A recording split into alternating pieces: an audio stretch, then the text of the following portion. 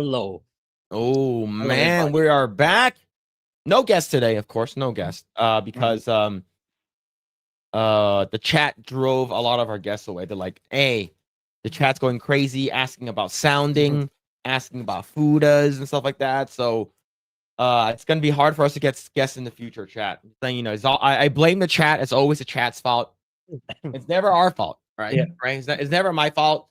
I'm usually pretty cordial. I'm pretty PG. I don't say anything inflammatory, anything crazy. Right, Grae? You can back me up on that, right? Yep. We never ask any awkward questions. It's always chat asking them Yep, through true, the super true. chat. True. But anyways, chat, hope you guys are having a great day. We are freaking back. Hopefully you guys had a great Halloween. And happy, someone's hanging out in the Rumble chat. A happy Dia de los Muertos, since Halloween was last night. Yes, Day of the Dead. Yes, happy Day of the Dead for everyone who's celebrating that. Hell yeah! Hopefully everyone's having a great Saturday. Bunch of stuff to happen throughout this week. I know that next week we're gonna have on I guess on Friday. So chat, no stream next Saturday, but this coming Friday there's gonna be a stream. So yes. So we're gonna have on Vera Dark. If you guys didn't know, Vera Dark will be on with us on Friday and not Saturday. And of course, last Saturday we had on Kirsha. It was not as crazy as I thought it was gonna be, but overall we had a great time. Yeah. We had a It was great a lot more tame than I thought it would. Yeah. Yeah. But yo, hopefully everyone's having a good day. What's going on? Ladybug, Sane Adam, Tango, Silent Kang, Big Z Video Games, Painless, Sean Lassich, Donna Hall, Dead Man Talking. What's going on? Taft Boar, hope you're doing well. Yo, Donna Hall, thank you so much for the gifted membership. Thank you. Shout out to Donna Hall. Thank you. Really appreciate it. Thank you so much. Phil's cousin, what is happening? Is it Raymond Urs? Raymond Selman. Hopefully I said your name right. What's going on? V Real, the Chud King, what is happening? And Cole Hauser with 26 months. God damn. That's a long time. That's a long time for our channel, that is. But thank you. Cole Hauser with the 26 is a hail, Phil, and Grae. You guys coming to MegaCon, I hope. As of right now, I'm still slated to go to MegaCon. I'm not sure if Grae is going to be going. When is MegaCon? March. Okay. Yeah, I know I said last time some stuff happened to me, so it will depend. But what I will really try next year to at least attend one. If it's not earlier in the year, if it's sometime late, I'll find a way to try to go again next year. If it's not the MegaCon one, it's the October one, maybe or the April one, like the Vegas one. But I'll find a way next year. It's like I'm just not sure with the March anymore, given what's happening. Yeah, and the thing is that like MegaCon has a lot of people. Like you need to like reserve now. You know, like you gotta start RSVPing now, booking hotels and flights and stuff like that around that time. It's gonna get more expensive and stuff like that. And it's in Florida, so it's gonna be it's also a meetup there too as well. I know that Jeremy's getting that all set up with Gary and a bunch of people over there. I know a lot of people from the East Coast are going to be there. I know the Epic Verse is going to be there too. I'm not sure if Drinker or like anyone else from out of country will be there. So I will try to go. As of right now, it looks like I am going to be going, but things might change. We're not sure. But yes, as of right now, the answer is yes for me at least. Okay. But yes, hell yeah, man. Thank you for the 26 months. Thank you. But shout out everyone. What's going on, Nagger? I hope you're doing well. Yeah, JJ, what's going on, dude? And this object's that Laughing Man. Is that the actual Laughing? I don't know. Freaking YouTube started changing the names and stuff like that. I don't know what's going on, man. Oh yeah. They implemented the policy where you see the handle instead of like the name they put. Yeah. But yes, we do have a bunch of stuff we're going to be talking about though. We are live on Rumble, X, and on YouTube. So hell yes, Laughing Man. What's going on, man? Shout out to the Laughing Man. We're doing well. So yeah, Naganoth says that he'll be there, and Laughing Man says he's also going to be at MegaCon. Yeah, so I'll try to go. I heard last year had like 150,000 people, and the thing is, we're gonna have Epic Universe is going to be popping off too. So yeah, there's going to be a lot of stuff that's going to be happening there. I'm gonna try to hit the theme parks if possible, but I'm not sure. There might be a crap ton of people. So yeah. The thing is that I know that a lot of people would go. Some people don't actually go to the conventions. People will actually go just to the meetup, right? Instead of going to the convention. But the meetup is like a day, and then the convention is like what 3 days or something like that. So yeah. Okay. Yes, it doesn't matter if your handle name if they're all the same like me. Yeah, yeah. Bunker. Yeah, true. What's going on, Bunker? Hope you're doing well. We said Richard Dower. I would call you gay, but you were actually early. Hey, we were like a minute or like a 30 seconds early. All right, so True. Yeah. we're early and gay. All right, we're not late and gay. We're just early and gay. Early So and gay. Thursday to Sunday, so it's 4 days, right? And that's also including the meetup too. So, and the meetup's usually at like 8 or something like that, or like 7 p.m. So yeah, it's gonna be a lot of people there. It's gonna be a ton of people. So get ready to get sick, because that's what's gonna happen when you go to conventions like that. You will get the high chances of you getting sick is very, very lightly. Yeah. So yeah. So don't let Sausage Man know you're 30 seconds early kind of guy, Phil.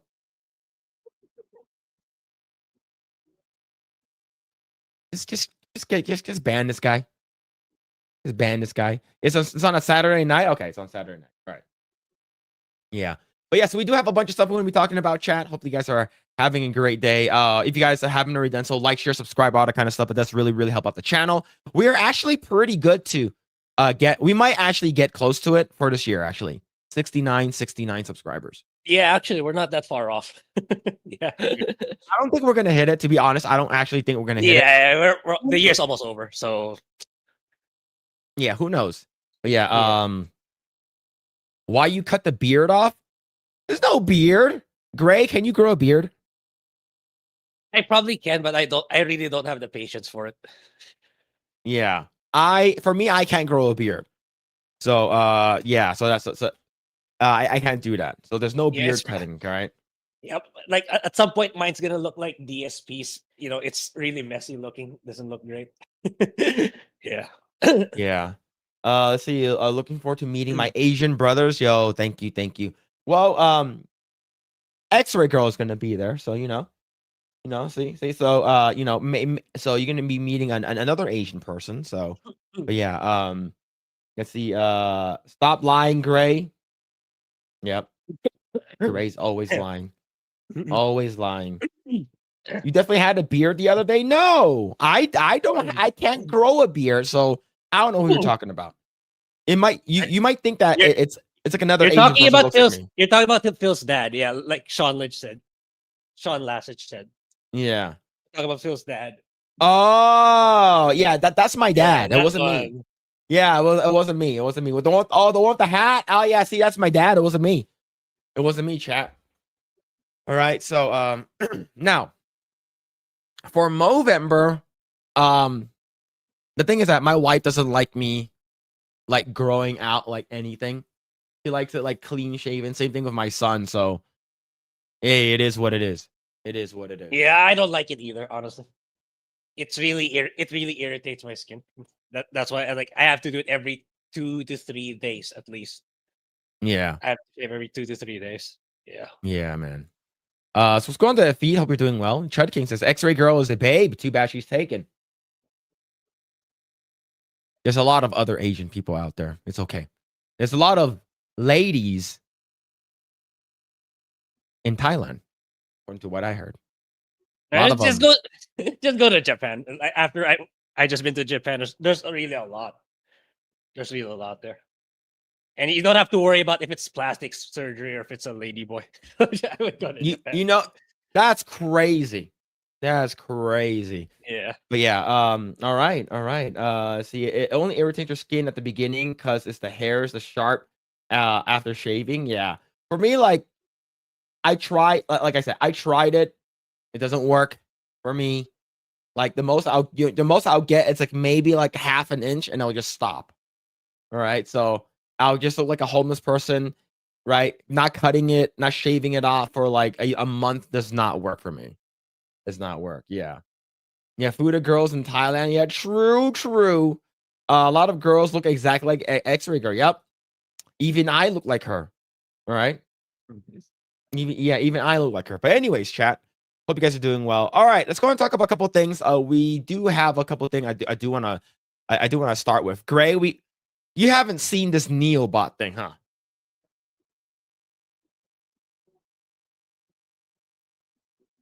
Well, Grae, we're gonna have to watch it. Okay. All right. It's 9 minutes long, but I'll basically talk you through it. Okay. So we don't have to watch the entire thing. All right. We don't have to watch the entire thing. But Yeah, I have no basically, idea what this is. this is a new robot that's coming out. By who? Who manufactured it? I don't know. This weird person. All right. So this over here, it's by 1X and 1X Tech Neo, the home robot, and you can buy it. You can pre-order it. Okay. For $20,000. Wow. Okay. All right. So I'm not sure how much Optimus is. Optimus the robot from Tesla. But this one, it's like it weighs like what 65 pounds, and it has it can do dishes and stuff like that. So we can watch a little bit, and I'll explain more of it. So but yeah. My name is Bernd, and today we're launching Neo, our humanoid for the home. Neo, the robot, Nene. Let you live with it. Yeah. You just not telling me? Well, what does it do? Like my chores. I just leave and I come back and they're all done. Are you kidding me? No.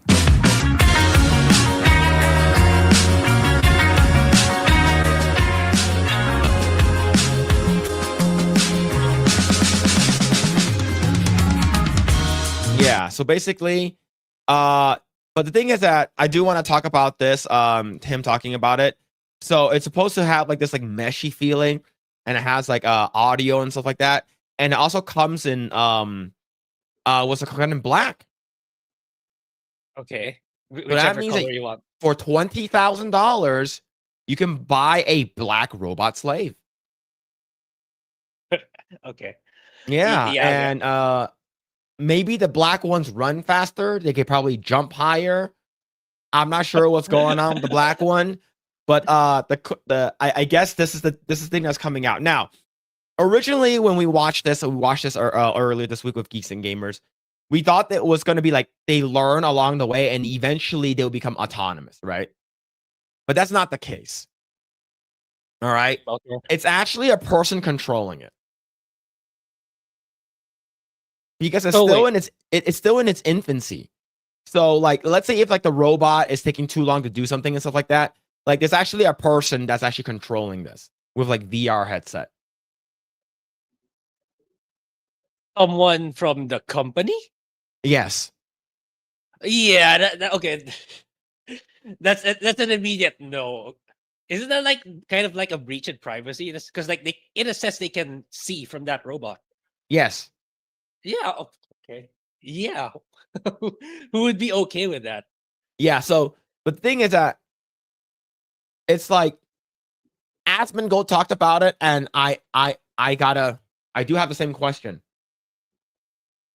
Right. So this one is just a regular bot, right? It's not really like it's just like human companion thing. They do chores and stuff like that.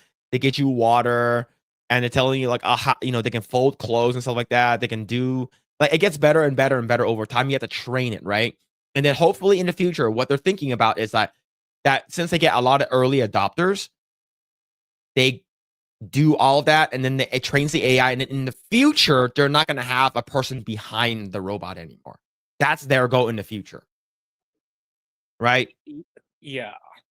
Yeah, so like you can, and it's self-cleaning, and then once it runs out of battery, it goes charges itself and stuff like that.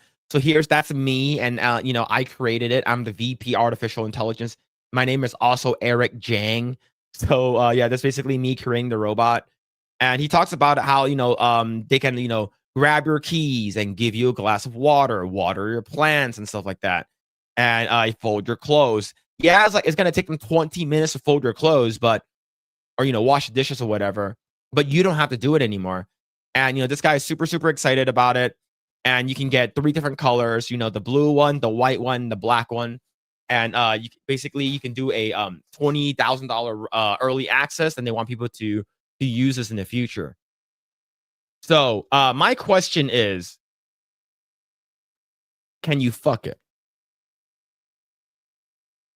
That's probably what many people are gonna do, honestly. Is because if they came out with this version of it,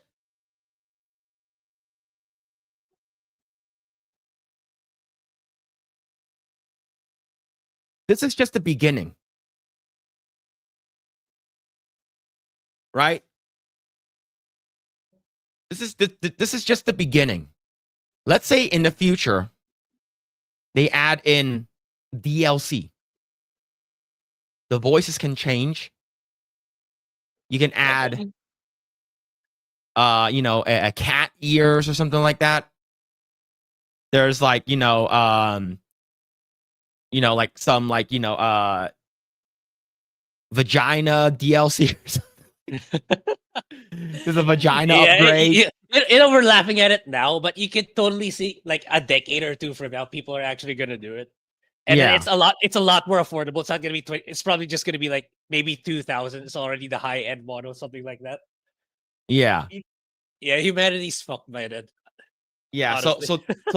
so the thing is, as of right now, like there's a person that went to go check it out. Like I watched a video of a lady like checking it out, and they're like, "Hey, am I talking to a real person?" It's like, "Well, yeah, you are talking to a real person right now." It's because they ate like there's one time where like this bot was taking too long to do the dishes for the dishwasher, right? So like they had a hard time opening it and stuff like that. So the person had to take over.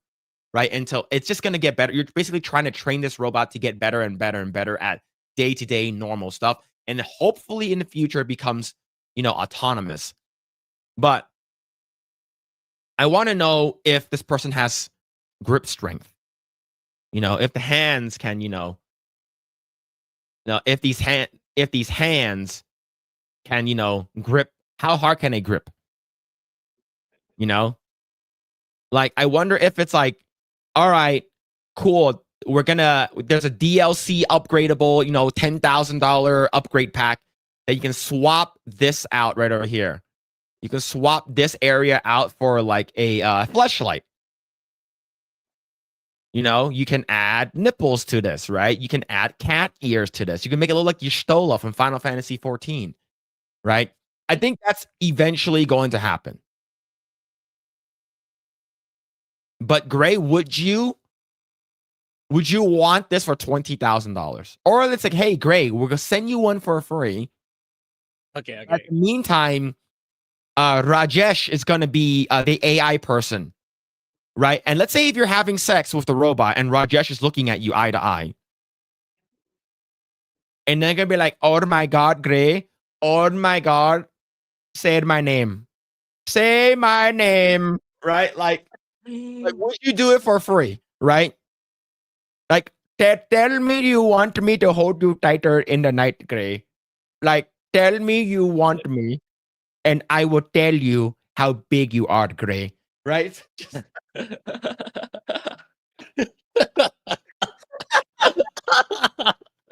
Right.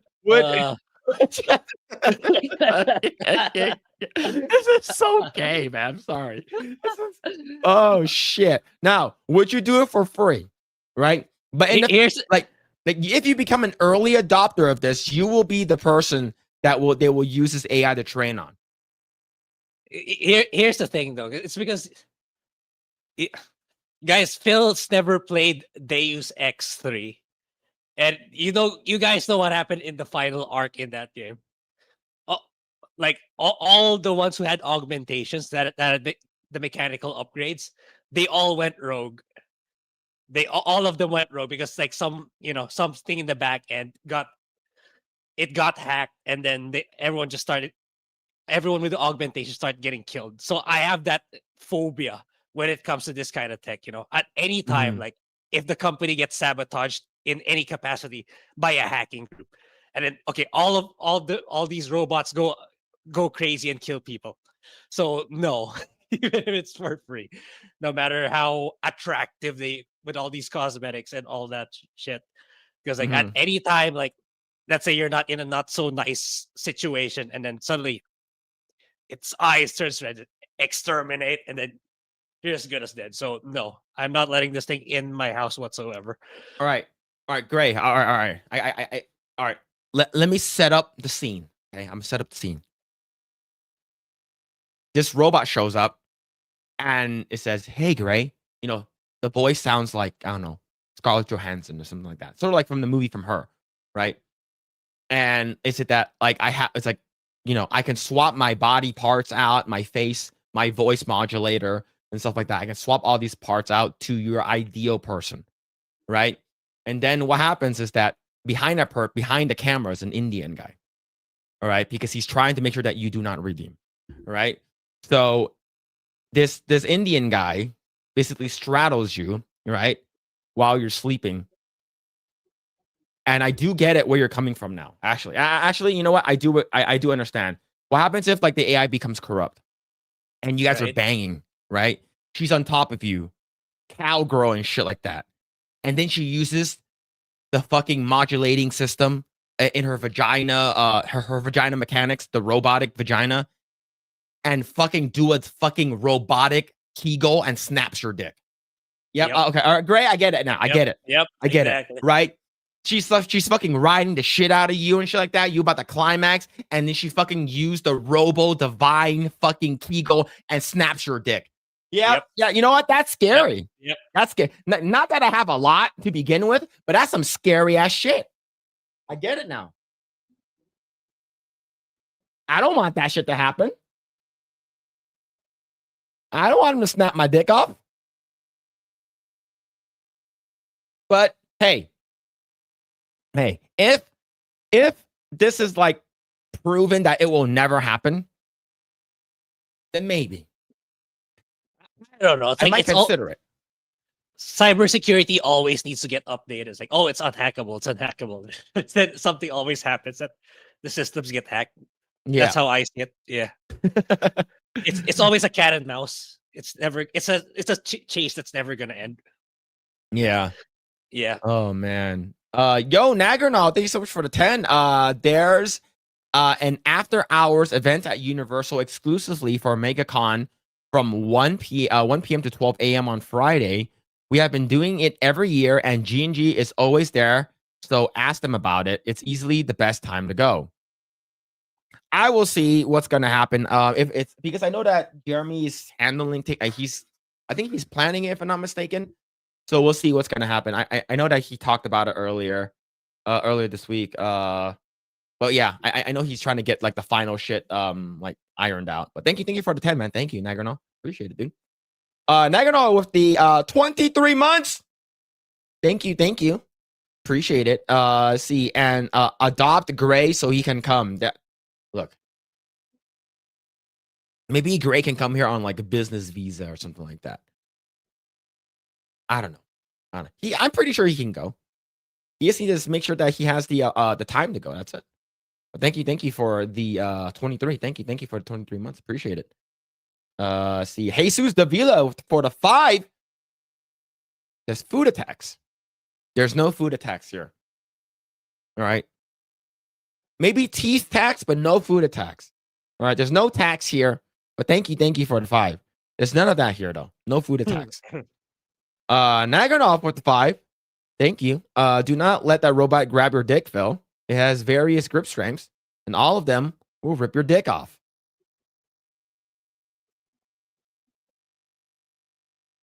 If I can get, forget. You know what? I'm not even gonna forget it. Forget it. But thank you for the 5. Thank you. Appreciate it. Thank you. But yeah, I don't know, man. But Grae, do you? If the robot is like good and it's quick and it's not operated by an actual person, would you buy one?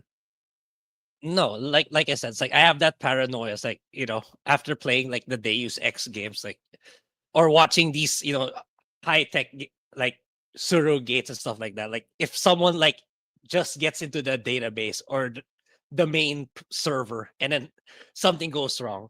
Everything goes to shit. That's why, like, I watched or played so many games like that. So it's like I don't think I'll get to the point where I'll accept something like that. Yeah. So you do not trust robots. Is that what you're saying? Yeah. And I can see, like, imagine like if it had such a widespread adoption. It's like the scary part is like they can look so real, so human, like that they can start pretending to be humans. Like when you meet them, when you're going out in the malls or stuff like that, then they pretend that they're actually humans. That's the part where I feel like it gets really scary. Mm-hmm. Yeah. Yeah. So like, have you ever played Detroit Become Human? I have not, but yeah, I have some idea about that thing. Yeah. Yeah, like for me, I'm worried about like later on, like they're gonna want like people are gonna be well, I think that's what's gonna happen. I think eventually we're gonna have so good where it's like you can't tell whether or not the person is AI and they have something on them. Like physically have something on them that you can't to identify them as AI, right? Yeah. I suppose that's true. Yeah, I can see this if a small team or a guy that running a startup can already do this. What's stopping Apple, Microsoft, Google, Amazon, or even Tesla from doing something like this? So they're all gonna jump in eventually, and it's gonna become more mainstream and affordable. Like you can get one for like instead of 20,000, you get one for like $500 or something like that. Mhm. Yeah, I can see it. I can see it in like a decade or two from now. That's gonna happen. So you'll see them walking the streets, or maybe even driving for you, something like that. Yeah. Yeah. Bishop Judas with the 199 says, Phil, this is library. Thank you for the 199, man. Thank you. Hey, this is library. Oh shit, man. Thank you. For the 199. Appreciate it. See, Detroit is under. I've never played it. I've seen some gameplay, and I know there's like branching maps. There's like 3 characters you play as, if I'm not mistaken. You play as the blonde chick, you play as the black dude, and you play as the black like buddy cop guy. And like you choose different paths for them to go to, right? So it's like, it looks pretty interesting. I might play it. I've never played it before. I've sone some gameplay of it. If you're gonna play a David Cage game, I would suggest starting with Indigo Prophecy. That one would make a really good stream game because of how over the top and funny it can get. Because Yeah. like I don't know why David Cage games get so much awards, but after seeing people stream that thing, it's like how did these games win awards? It's like just because of it has good graphics. But in terms of like story writing, it's like it's really not there. It's really bad and hilarious in many times. Yeah.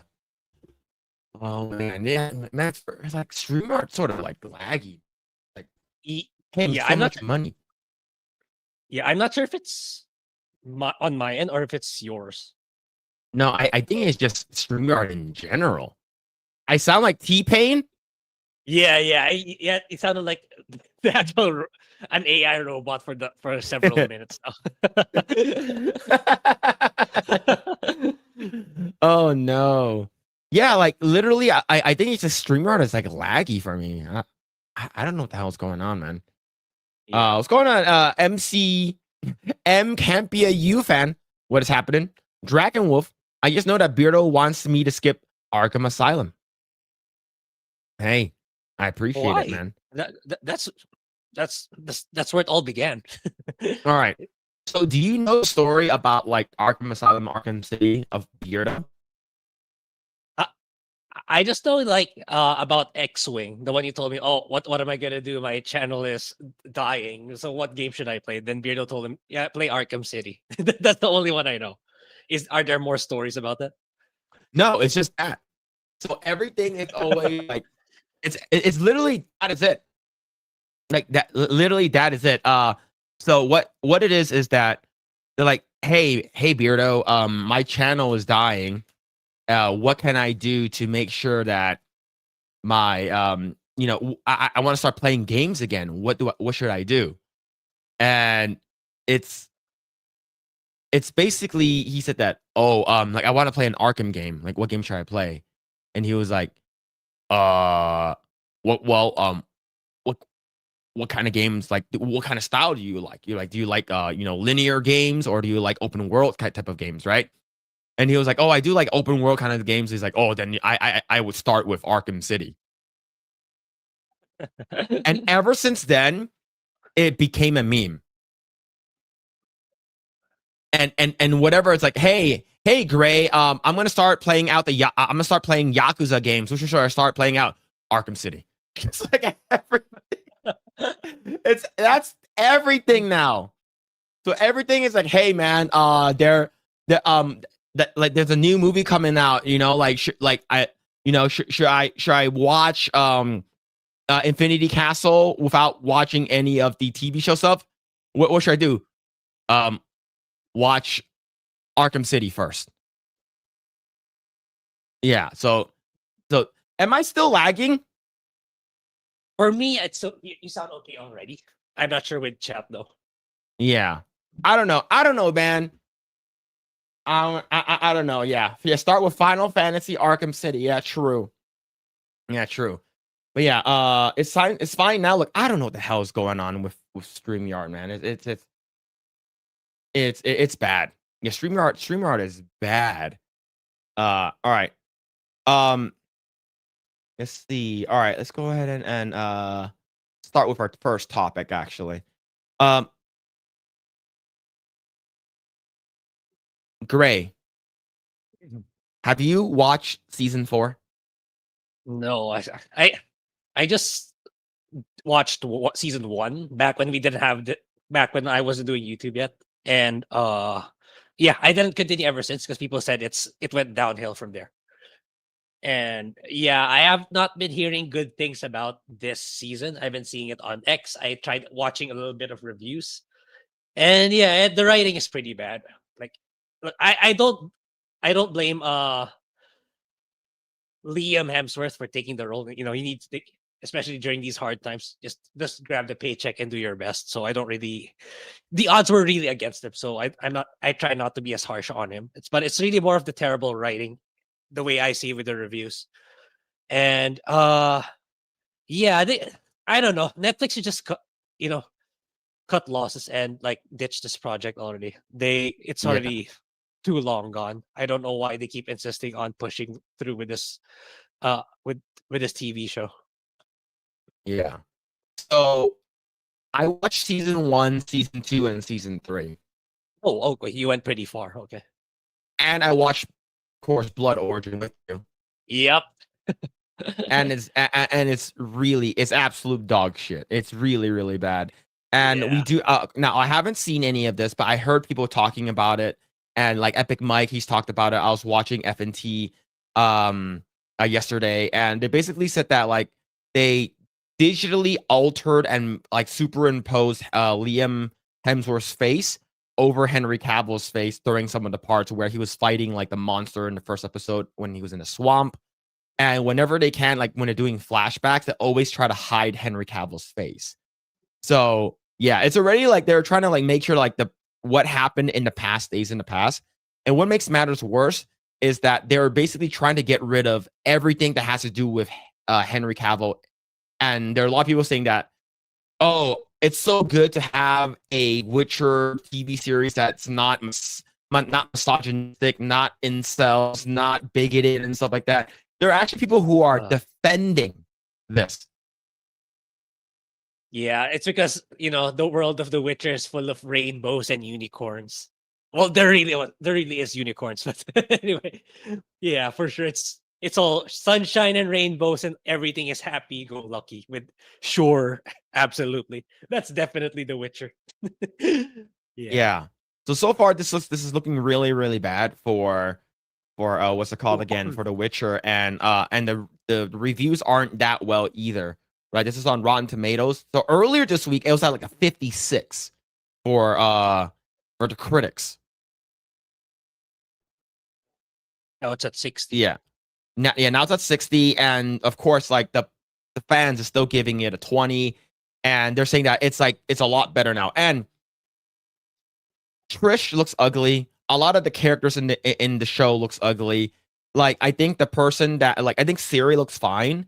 And of course, like they gave Siri, like I know Siri is like supposed to be a lesbian canonically, right? If I'm not mistaken. Yeah, they're as far as I know, they were really pushing for that this season. Like I just watched the review. I didn't finish it, but it's like yeah, the way they went about it, it's like it's really terrible way of like building the relationship. Like it's like it, it's kind of like it's like a rape the way they went about it. Yeah. The way the review went, like yeah, it's like this show is completely sabotaged by these Wokies, and yeah, I don't know. Netflix just pulled the plug already. I don't know why you guys are still want to continue this. I don't think you're making money out of these anymore. Ever since Yeah. maybe season 2. Yeah, And the thing is that like you said, we can't really blame Liam Hemsworth. Like he wants like a biker jacket versus like the actual armor that Henry Cavill wore in the first season, right? And on the first couple of seasons, sorry. Like he basically, I want a different jacket and stuff like that. And I think, no matter what, he's always going to be compared to what he replaced, no matter what. Yep. And the thing is, Henry Cavill was deemed a controversial figure and a person that was problematic on set is because he was very, very dead set on making sure that this is Geralt that from what we got from the books and the video games combined. Right. So 6 reasons why The Witcher season 4 reviews are so bad. Henry Cavill's departure is a major loss for The Witcher. Absolutely. I think the fact that you have a person that actually really, really respected the source material and didn't want to change and stuff like that. It was a great loss for that, right? And like for me, like I don't really care too much about like the show at all, as long as I worry about the game. I think the game and the books are probably what's most important. But according to you, right? Since you only watched the first season, like did you like the first season compared to like the games and stuff like that? Like, of course, like no. it's not going to be great for people who are very Yeah. like, oh, this is my favorite franchise of all time. So what do you think? Yeah. First season 1 wasn't terrible, but yeah, as you said, it wasn't like, oh my god, this is really, really good. It wasn't like early Game of Thrones level. But I generally liked it, except like the armor. The armor looked like shit. I already talked about what the Nilfgaard armor. I think they changed that in season 2, but it was generally okay. It's like I admittedly back then, like I put like Toss a Coin to Your Witcher in my playlist because like I like that song. Yeah. But when I heard like they went really downhill starting seasons, it's like okay, like I'm not really that invested in this TV show that like, and if that's the feedback of season 2, then I might as well not watch it. And yeah, it's like I've been hearing is like it kept getting worse and worse over time. So yeah, so I was one of those people who watched the show first and then played the game, right? So people were super, super excited. I had a friend at work who loves The Witcher, right? It's his favorite game of all time. He loves it so much. So when the TV show was coming out, he was super hyped for it. And I'm like, who the hell is this like Indian looking woman with her boobs out and stuff like that, right? And then like this Hunchback of Notre Dame looking motherfucker that turns into a better version of herself, right? She looks a lot prettier. I'm like, oh, who's this Yennefer? Okay, cool, whatever. I don't really care, right? And then after season 1, I played the game. I'm like, this is Yennefer? They did her dirty in the show, right? Because when I first saw it, I'm like, oh yeah, she's her boobs are pretty nice and stuff like that. I think she's fine. I think she's pretty for who she is. And then when you compare the counterpart of the video game, you're like, holy shit, this is awful. It's a lot worse with Triss, right? It's a lot worse. Do you want to see how Trish looks like? Yeah, I know she's already at season 1, so I know the no, like they in season 1 they didn't give her red hair. Oh, they gave her red hair? They gave her red hair recently. Oh, okay. Okay, that one I didn't see. Yeah, Triss Marigold, right? That's her name. Mm-hmm. Look, I'm getting a bunch of porn. Hold on. Let's see Netflix. Let me see if I can find image of it. It's Triss, not Yeah. Tris. Yeah, Tris Marigold. The music of that. This is just a bunch of porn. Hold on. I should go on Google. I can't go on X looking at that shit. Yeah. You ready? Ready for this? This is cringe ass photo. So this was Tris.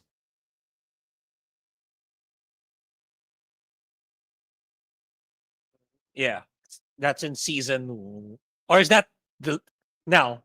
Is it the Tris now?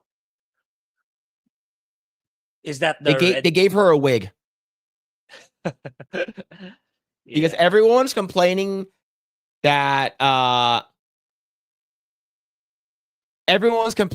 like, oh, Tris is supposed to be a redhead and stuff like that. So they basically gave her a wig. Yeah. Yeah. And here's the thing. I chose both. Mm-hmm. And then I got handcuffed to a bed and was left alone. And I said there's not bad picking both, right? And then Chad was like, yeah, pick both, it's fine. Yep. You liar. Yep. Yeah, so a lot of characters were completely race swapped. They uglified them, and it was just really, really bad. And we do know that, from Blood and Blood Origins, that what's it called again? Ciri's ancestor is like a black lady. And that's also pretty bad. So yeah.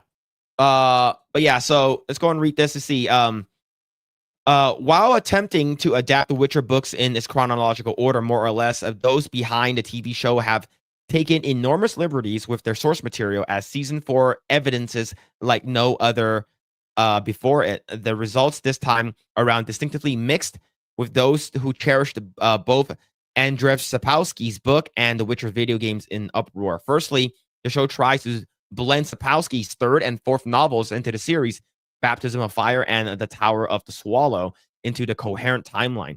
This way of telling the story proves quite challenging because the events of those two books take place at different times. Secondly, the main characters in the story are kept separate for almost the all of Witcher season 4. In the books, Geralt has already been reunited with Yennefer before the events of season 4, and they spend a considerable amount of time together. By contrast, the show, they've only briefly reunited at the end of the season. So yeah. Swallowing Tower, that's crazy. But yeah, I just think that they didn't know what the fuck they were doing. Yeah. And when Henry Cavill's like, this is not what happens in the book, this shouldn't happen. It's like these writers who they don't know what the fuck they're doing. They're like, look, Henry Cavill, we understand you're hot shit right now, but like, we are the writers here. Okay, let us do our jobs. Even though it's wrong. Even the guy who wrote this, I forgot his name. Like I can't read his name, but even him they don't listen to. So let alone Henry Cavill. And they decide, oh, we can do it better. The usual, like their egos and pride that, oh, I can make it better, and I can make changes, and it'll be an overall better story, which is almost pretty much always doesn't work. It's a worse version, a much worse version. It'll get backlash inevitably, and I don't know. These people never learn. Like if it's just so easy to just respect the source material. I would just follow the books 1-to-1, and it'll be a lot better received.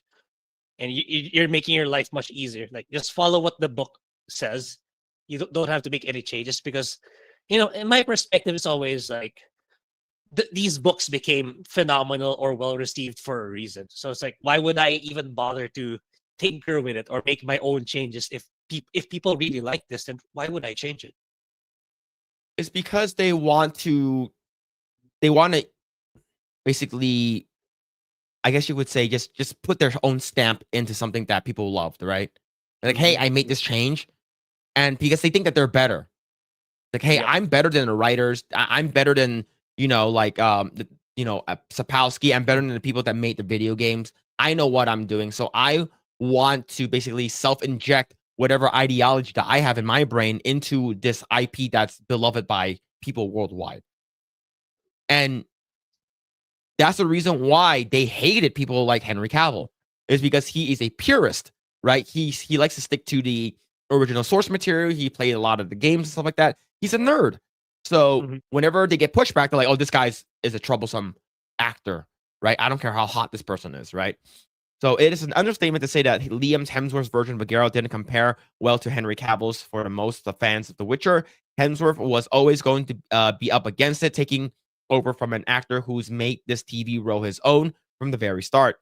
But even he couldn't have predicted the wrath of his performance has faced from his followers of the franchise. While Cavill was lauded as his trademark Witcher voice and droll delivery cutscene one-liners, as well as his ability to inhabit his character fully, Liam Hemsworth has been described variously as bland, robotic, and having a vocal delivery that's just too high. So basically, they made him more emotional, right? Because they said that like Henry Cavill's version, not from Scream Rant, from like other people who are like basically defending this, saying that like Henry Cavill was bland and stuff like that, but his version is more like uplifting. He's more positive and stuff like that, right? And Mhm. Geralt is not like that even in the video games. He's pretty like blunt and straightforward, but when he cares about something, he lets you know, Yeah. right? He's not like Geralt is not emotional at all in the video games at all. It's Mm. this is crazy, man. This is crazy. Let's see. Netflix imagined that they could simply superimpose one action hero into the place of another with no one would bat an eyelid. As it is, things have turned out very differently. It's looking like fans will draw a dividing line between the Witcher seasons in years to come. Those featuring Cavill will be considered a cut above the Hemsworth episodes. Yeah, and yeah, it does feel very, very, very rushed as well. The fact that they're basically jamming in everything, they're trying to make it its own, and I just feel like, like they also, according to what I heard, they also made Yennefer like a warrior, right? Oh, According to what I yeah. heard from the books and stuff like that, like she knows how to wield a sword and stuff like that, but that's not who she is, right? She knows how to Mhm. use weapons and stuff like that, but she basically sort of became like a female warrior. I don't get it. That sounds so familiar with Amazon's billions of dollars investment. Yeah, why do Yeah. they all like they all write the same way? It's always the same, and it falls really flat, and then they still don't get it. They don't want to learn the lessons. Yeah. Yeah. Yeah, man. But these people, look at that, man. So Rotten Tomatoes 68 to 88. And then you got 95 to 54, and then 70 to 20, and 56 to 18. It's been plummeting. Yeah. It's been going down the drain. Now, the thing is, like I said, it is not the fault of Liam's, right? Yeah. I It's don't not blame his fault. Liam. It's Yeah. the writers and the director's fault. Mhm. Yeah, man. Yeah, seasons of visual spectacles can't mask poor storytelling. I heard the visual effects were pretty good. According to what I heard, they spent a lot of money. It looks expensive, but they do not respect anything. So yeah, I think do you think this is gonna be the last season though? You think after this is done? Could be. Could be. Like I don't know. It's like even in the marketing, they were already failing so bad. Like I recall like a month ago or 3 weeks ago, like I saw like even in their marketing of season 4, they didn't even bother to yeah, it was Ryan who mentioned it. In Ryan Kinnell, where like in Netflix's own website, they didn't even bother to change the casting of Geralt. It still says Henry Cavill. It didn't even put Liam Hemsworth in there. So it's like, it's like how incompetent do you have to be to not even bother making changes in your own website? And Mhm. it overall just so badly mismanaged, badly handled, and you might as well just kill it. If it's incurring you net losses, you might as well just kill it. And start Yeah. put the resources in something new or license. I think Netflix should just keep licensing, you know, IPs and TV shows rather than making their own. Because like I don't even probably the only thing I can think of that's Netflix made House of Cards, but that was until Kevin Spacey was we all know what happened to him. but the final season of House of Cards was terrible. But I think that's the only one that I generally liked overall. That's Netflix made. Do you have any Netflix originals that you really liked? I can't recall at the top of my head. I would say Stranger Things, but like the entire thing wasn't like great, right? Same thing with Cobra Kai, right? It started off as like a YouTube thing, and then Netflix ended up picking it up, and they continued it. I think overall, I think Stranger Things season 1 was really good, probably the best season, followed by season 4, and then season 2, and then season 3. I think season 3 was really bad. I think season 2 was okay, and now we have season 5 that's coming out, and according to what I heard, like they're gonna make it into a movie, right? The final part is gonna be in the movie. It's sort of like what Game of Thrones was supposed to do, right? Okay. Like we're gonna do 2 more seasons, right? Season 7, season 8, and then we're gonna do a movie and shit like that. But then now Netflix is doing it. So I think Stranger Things was pretty good. I know that Squid Games, a lot of people like Squid Games, right? So Okay. same thing with Cobra Kai. I think overall people there was positives for Cobra Kai.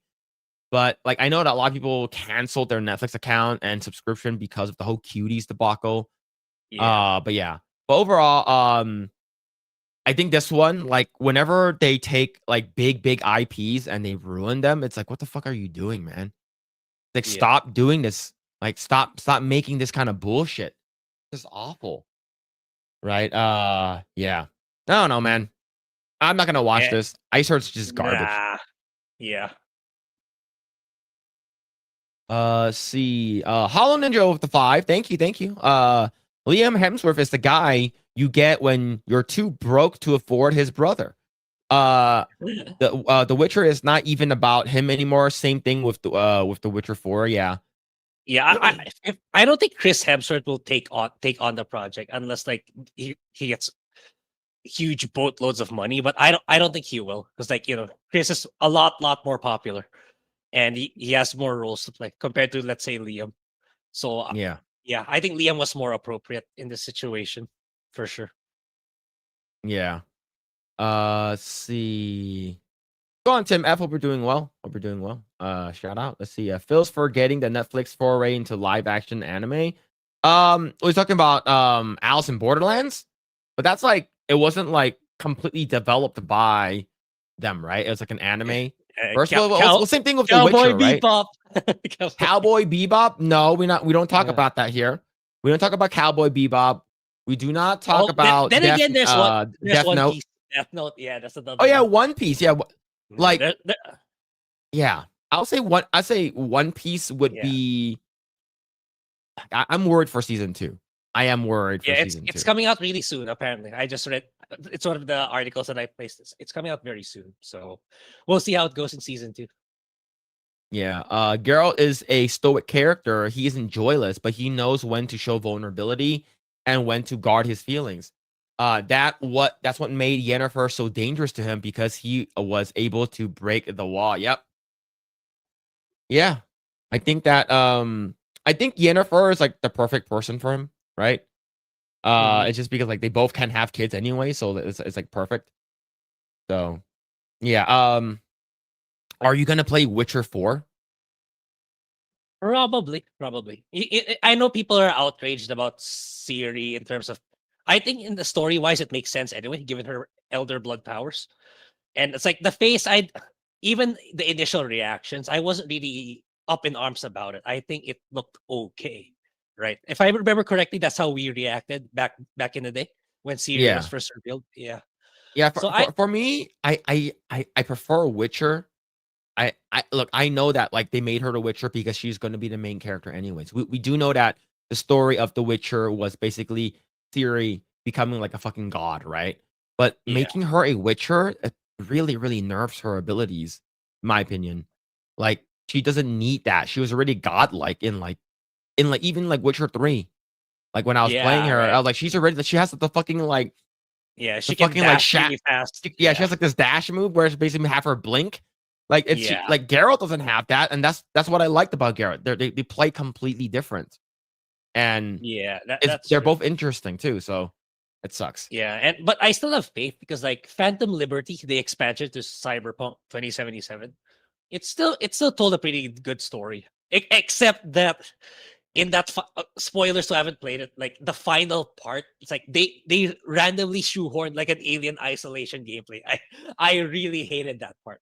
Like it didn't make sense. You had a whole arsenal. Imagine having late game your character has this whole arsenal of weaponry, all these Mhm. abilities, and then suddenly it became Alien Isolation where you can't fight back, where you have to hide from a particular monster. Then if the monster spots you, you're dead. It didn't make sense at all.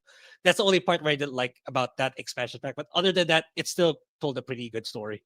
So I think it still has CD Projekt still has a shot of making it good. Yeah. Yeah. Like she gets trained she gets trained by the Witchers.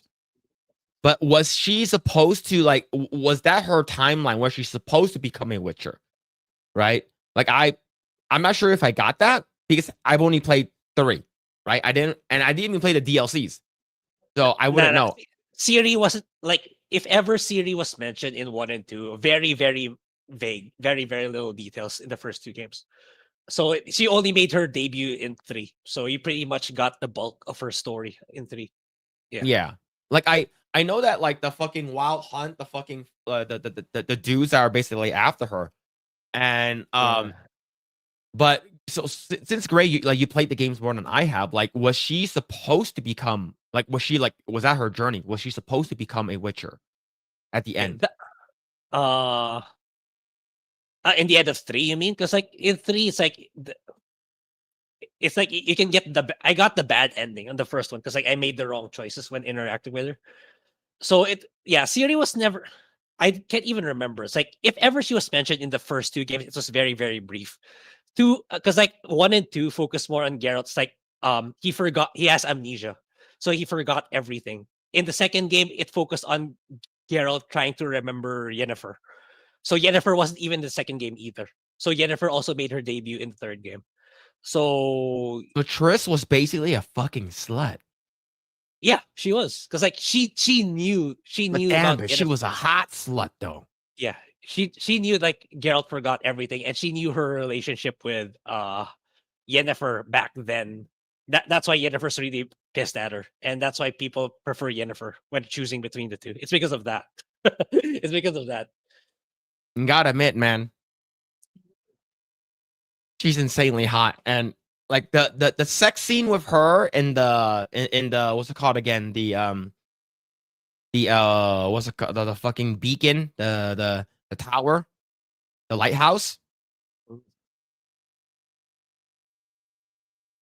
I'm trying to compare the sex scenes between her.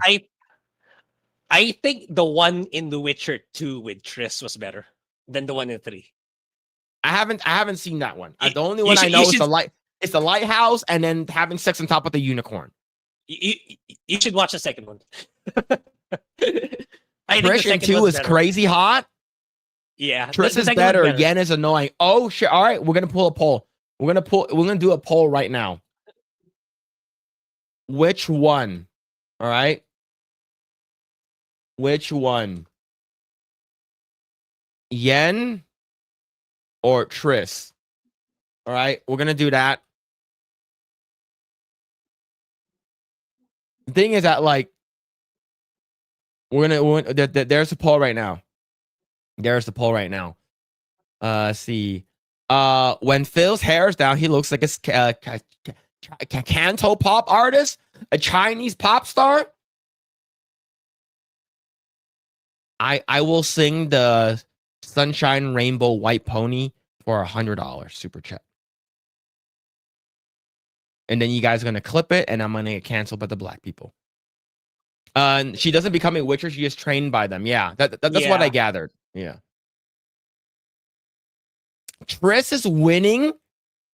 That's I thought Yen would win. Yeah, me too, because she's like more of the goth looking type, right? She's like the pale skin, dark makeup. It's because Triss has bigger boobs, huh?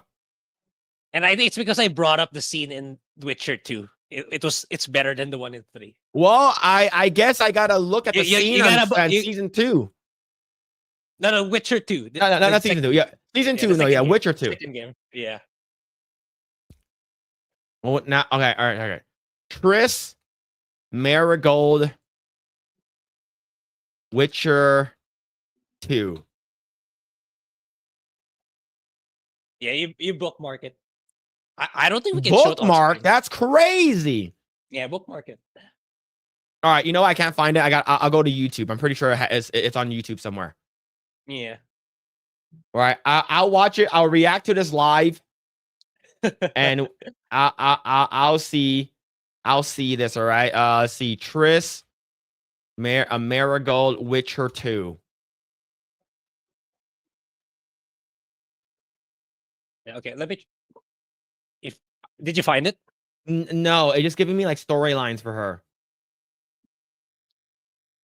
Let me try to look for it, and I'll send it. All right, yeah, you look it up. You know exactly what to type in. The fact, yeah, Triss is winning by 54%.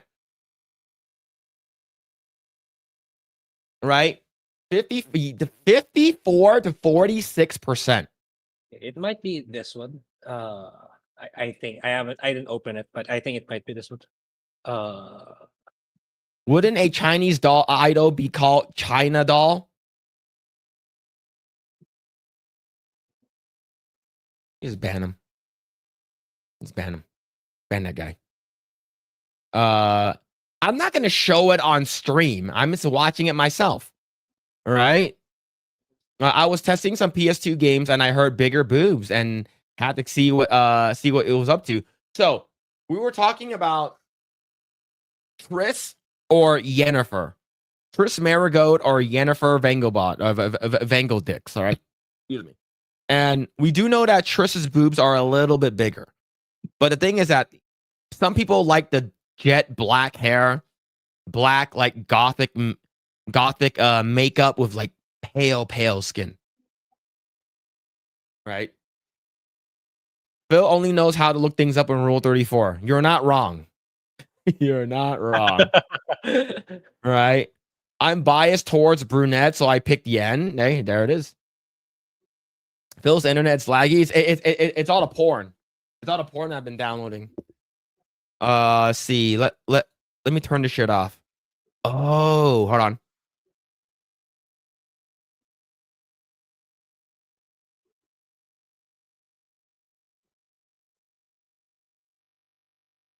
Oh, okay.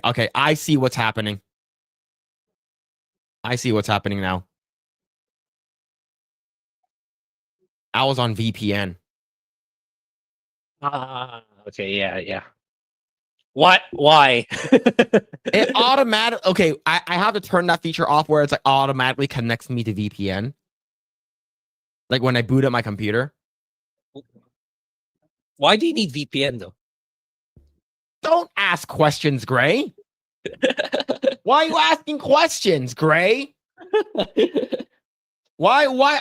Okay, it should be better. Yeah, of course you're on VPN. Shut up, chat. We all know why. All right. So I shouldn't have an issue now. Everything should be like clean. All right. No wonder why. I was like, wait, is my VPN on? It was. I had to disconnect it.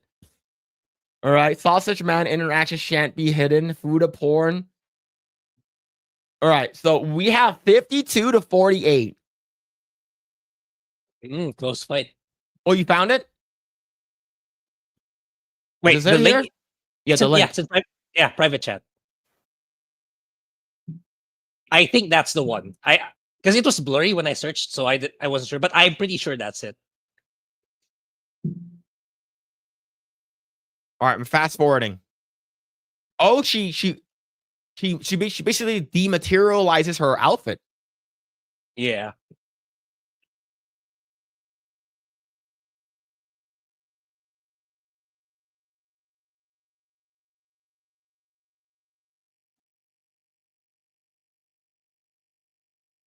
Okay, so she pulls him into the spring.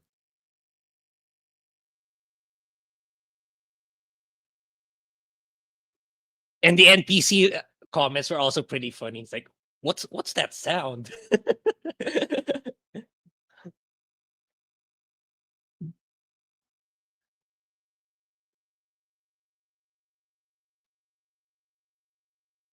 Oh yeah, I'm listening to the NPC right now. Right. It's actually pause. They're pausing.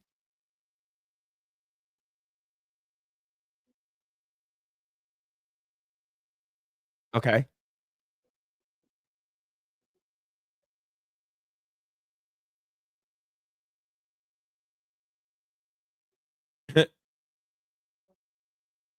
Okay. Yeah. Okay. This scene, like, you see like a little bit bush, just a little bit. All right. I would say I need to watch the lighthouse one for comparison. All right. I need to watch the lighthouse one for comparison. But so far, so basically we only have one sex scene with Yennefer then. Yeah. And Only two one. with Triss. Yeah, because like if I don't really count the ones in Witcher 1 as sexy, because like it's just a card just pops out. With sometimes with nudity, sometimes without. So it's not really they were kind of back then CD Project Red didn't have the resources to make those kinds of cutscenes. So it was Okay. just cards. Yeah. So yeah, All right. 2. Oh, and just like that, Yennefer is up by 1. Yeah, and just like that, Yennefer is up by 1. There it is. Yo, Jesus Davila, thank you so much for the 5 gifted membership, man. Thank you, Thank you. dude. Thank you, man. Yo, thank you. Really appreciate it. Thank you. For the 5, thank you. And Hollow Angel the 2. What's up, Grae? Ninja Gaiden 4 is fun. Good old fun. I've been thinking about getting into that or like getting Metal Gear Snake Eater at a discount. I haven't I can't decide, but yeah, I've been playing like Digimon. Digimon it's good. Story. Yeah, it's pretty good, but it's not Trails in the Sky good, but if you're a hardcore Digimon fan, you'll probably like it a lot. But yeah. Yeah, I also want to get into either that or Metal Gear, but I'll see. I don't know which one's the better game for me to jump into. But yeah. All right. Thank you, Hollow Angel for the 2. Thank you, appreciate it. All right, so we are 49, back to Triss. Man. Intense. Yeah, that's very, very close. That's very, very close. Now, if we're talking about Triss in what's it called again? The TV show versus Yennefer, then that's completely different. Right? But yeah, it's so far Triss is winning by what like 2%? Goth Mimi versus Fire Redhead. Yep. That's true. You start with Metal Gear Arkham City, Grae. Yeah, true. Okay. I'll start with Arkham City. I just finished Trails in the Sky first chapter, 77 hours. Yeah, it's probably my game of the year. So yeah, I have a video on it on my channel. So it's like, yeah, like, I had a really great time. Like I cannot wait for second chapter. The ending of chapter 1 was such a cliffhanger. It's like, holy shit! Like I can't wait for chapter 2. Man, yeah. You see, what's the deal with Trails in the Sky? A lot of people seem to like it. It's like it's like Hachiko. It's like, think about like, because like the developer of that Neon Falcon, like that's like their top franchise. Think of it like it's their equivalent of FF7 remake. That's why it's highly revered in the JRPG community. It's like their equivalent of a remake in their most popular franchise. So they're remaking all the older games, the ones that are super super old. So they're remaking it from scratch, like making it more modern in terms of gameplay and especially the aesthetics. And yeah, so that it's such a long franchise, like kind of like an MCU of JRPGs. So it's really hard for people to jump in. But now they remade the very first game, so it's easier for people to get into the franchise, which is what I did, and I really enjoyed it. It's really really good. Like it's hard to like it's kind of nitpicky for negative to say bad things about it. Only played the first game, yeah. You know. What's this? Purple, by the way, is a Alabama John said he wants to talk to you right now. He also streams on Rumble. He said to come by. I don't know who that is. Yeah, I don't know who that is. I don't know who that is. See, I've also never seen the game played. I know Neurotic played it, so Gary knows more than me. I would say look for Witcher. I basically just did most of the main story quests and maybe like 1 or 2 side quests. Given the fact that the side quests are actually pretty good, like I know that the side quests are actually pretty damn good. Yeah. And like for me, Witcher is like still like Witcher 3 is the first open world game that kind of proved to me that open world games can have good stories. Because like, Skyrim, it's the stories are pretty mid unless you really deep dive into the books, which admittedly I don't do. It's like I play a video game to play games, not to read not to read the books. So yeah, it's like Fallout's also okay if you play the game and don't read the books. But Witcher 3 you can enjoy a good story just by playing the game. So yeah, Witcher 3 is for me the first big open world game that proves that you can have a good story in open world games. Okay, so for Witcher, I have 43 hours in it. That's not a lot. I heard that you can go to like hundreds of hours playing like. And here's the thing, chat's probably gonna hate me, but I never played Gwent. I didn't even bother to try. Me too, actually. I played a little bit, but it's not something I would deeply get into. Like they even tried to make Gwent its own game, but it never took off. I believe commercially, it never took off. Yeah. Yeah. Hollow Ninja with the 2. Silent Hill F is a 9.98 out of 10. Pretty much a masterpiece. I would disagree with you. Thank you for the 2, but I would disagree with you. Yeah, I don't think it's that great either. But then again, I'm not into horror games, so take my take with a massive grain of salt because like it's not my genre. So I wouldn't, my credibility in that it's low, shall we say? Now, I gave the game like a 7 to like a 7.5, and that's me being sort of generous to the game. There's a lot of things that I did not like of the game, and here's the thing: I didn't like get the true ending or anything like that. However, I did watch how to get the true ending, and I did watch like a sort of breakdown on the story. And basically it's about a girl in the 60s being forced into like a marriage to save the family and stuff like that. Family's in debt, and it's basically very, very feminism heavy, right? And I do agree that the F in Silent Hill F stands for feminism. Like the mom basically is the dad is a drunk, like verbally abuses the mom and stuff like that, and the daughter is basically trying to stand up and stuff like that. Now, if the game looked like this,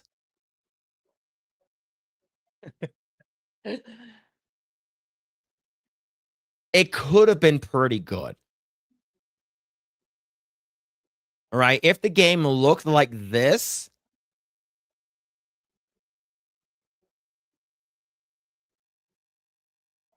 it probably would have been pretty damn good. All right. That's all I'm saying. But thank you so much for the 2. Thank you. But yeah, I think overall the game, like the combat is very clunky. Right? So, I'm not sure it's supposed to be like that for like all Silent Hill games. It's supposed to be like that to add to the horror factor. Where like it's supposed to be clunky.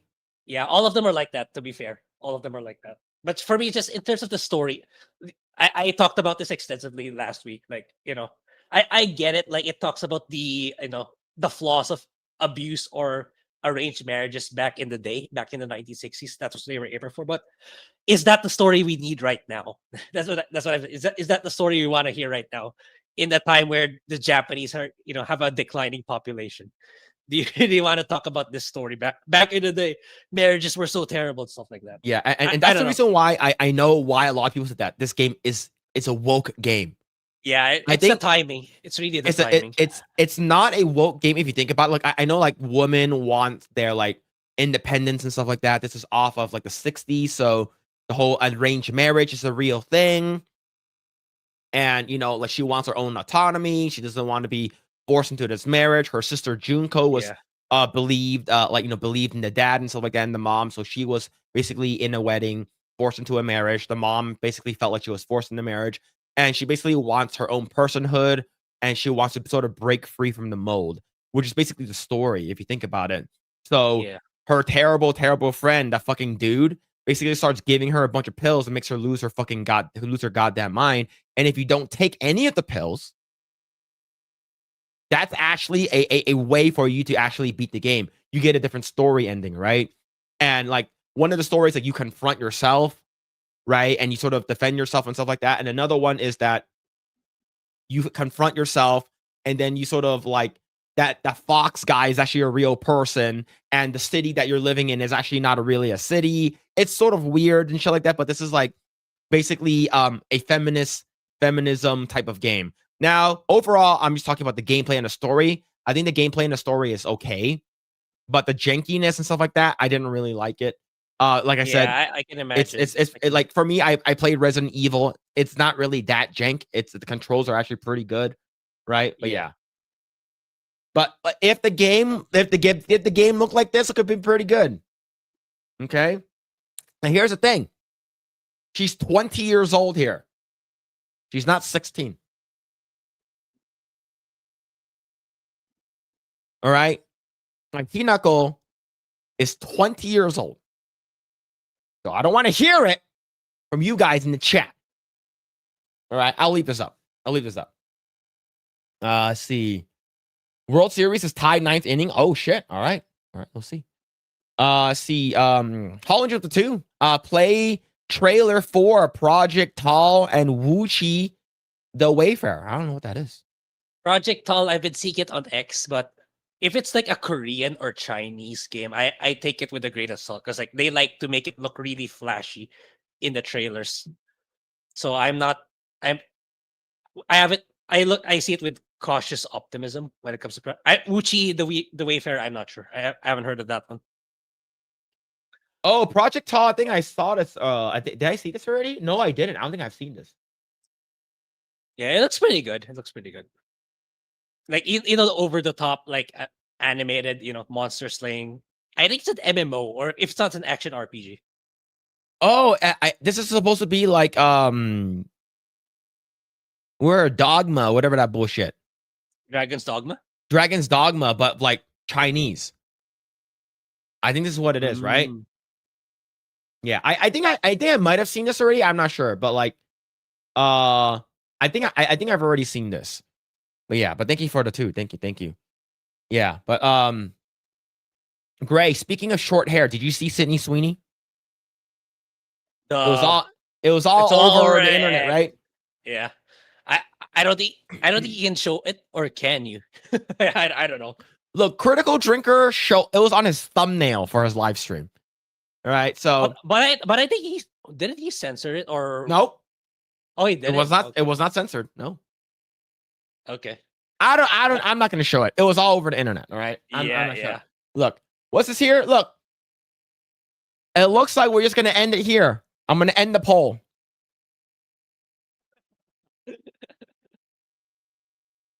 It is tied. 50-50. Dang.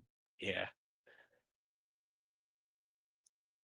I think that's the only correct answer in my opinion. Yeah. 50-50. But yeah, this is I might have to go back and play this game though.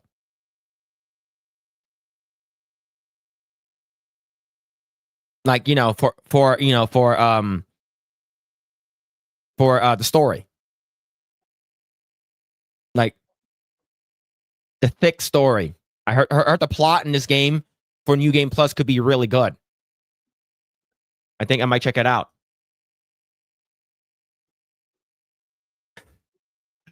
Oh shit, man.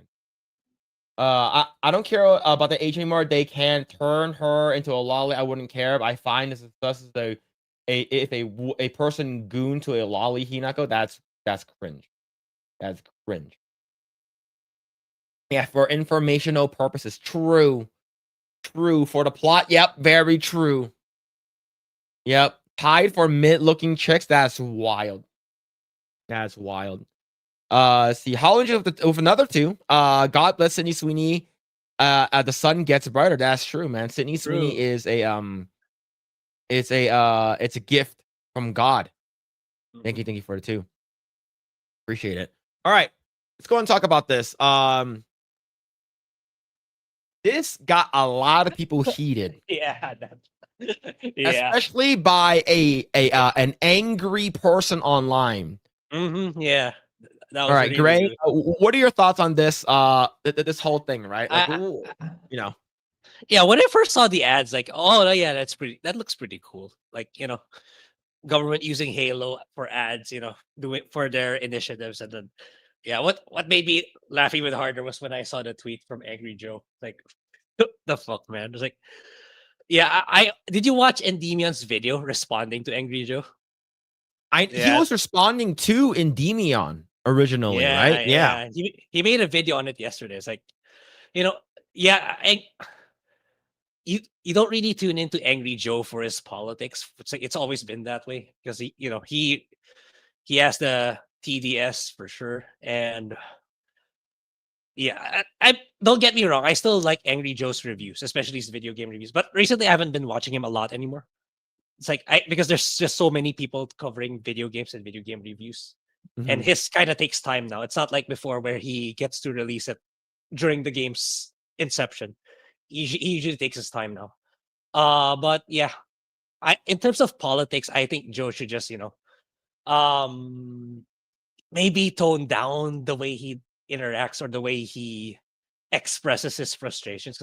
The angry persona works as a YouTuber and with his content, but in the political sphere, I think you need to have a little more nuance into it, with some more research. And Demion's video is he kind of like eviscerates Joe's stance. Like Endymion showed data that in terms of like deporting illegal Mexican immigrants, it was actually the Democrats who were more aggressive on that compared to the Republicans. He showed data and statistics that prove that over the years. And like, so why isn't Joe calling those out during that time period?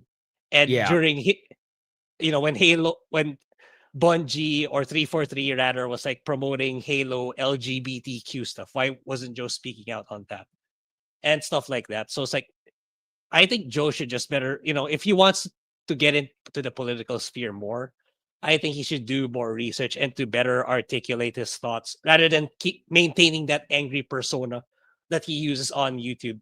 That it works on YouTube in an entertainment perspective, but when in terms of like serious political issues, I don't think it sticks the same way. Yeah. And like this guy, he's been like, he hates Trump so much. Yeah. Like he has like crazy, like mad, like Trump derangement syndrome. Like anything that Trump does bad or good or whatever, like he'll hate it. He's one of those people like, if Trump says cancer is bad, he's gonna be cancer is good. I want to inject myself with cancer. He's one of those crazy ass people, right? So of course, him and Jeremy from Geeks and Gamers really got into it, and he started to sound fucking gay, man. Like he started sounding like very, very gay. So I think that like for me, like I haven't really watched like Angry Joe in a long time. Even his video game stuff, I do not watch him anymore. His movies, like he's really fallen off. Like he's extremely irrelevant to me now. He doesn't even pop up on my timeline anymore. Yeah, he doesn't. Me too. It doesn't pop out anymore. That's another reason why. Yeah. Yep. Let's see. A new meme from the U.S. Department of Homeland Security has sent the internet into a meltdown. The official ICE recruitment account posted an image straight out of Halo, complete with franchise's signature Warthog vehicle and the message to just destroy the Flood. Do you think that Angry Ho is a Flood sympathizer? Yeah, I think so, given his response to these tweets. And we talked about this before, right? This all basically stemmed from the whole console war being over, right? GameStop basically coming out and saying that the console war is officially over. And then the White House tweeted out the fucking Donald Trump with the fucking the energy sword with the flag in the background that's missing several stars. And then GameStop tweeting out an image of John Halo Master Chief with Trump's face and fat JD Vance as Cortana. And it sort of just basically just got out of control, right? And I think that's fun. This is fucking hilarious. Let's let them meme on each other. And this is how it should be. It should be fun. Of course, you get these angry ass losers, hoes mad, fucking coming out of the woodworks, basically saying that, oh, I can't believe you would degrade them. Bro, man, the flood were terrible, terrible thing that happened and shit like that. And you don't know, John 1:17 is a fucking like Bible passage. Exactly. Exactly. And the guy who fucking wrote the original score for the Halo, he's like super like Republican and diehard like Trump supporter. Yeah, so like I don't want to hear it, right? Oh, in my head canon, Cortana is supposed to be a man. I guarantee that's probably what angry ho is probably wanting, right? The post, which appeared on the DHS and ICE social media feeds, borrowed heavily from Microsoft's Halo imagery, including the iconic ring world structure. What might have been a tongue-in-cheek recruitment nod to gamers instantly turned into a progressive social media firestorm. Many users on X, including Joe Vargas of the Angry Joe Show, voiced their displeasure in profanity-laden rants at both ICE and Trump.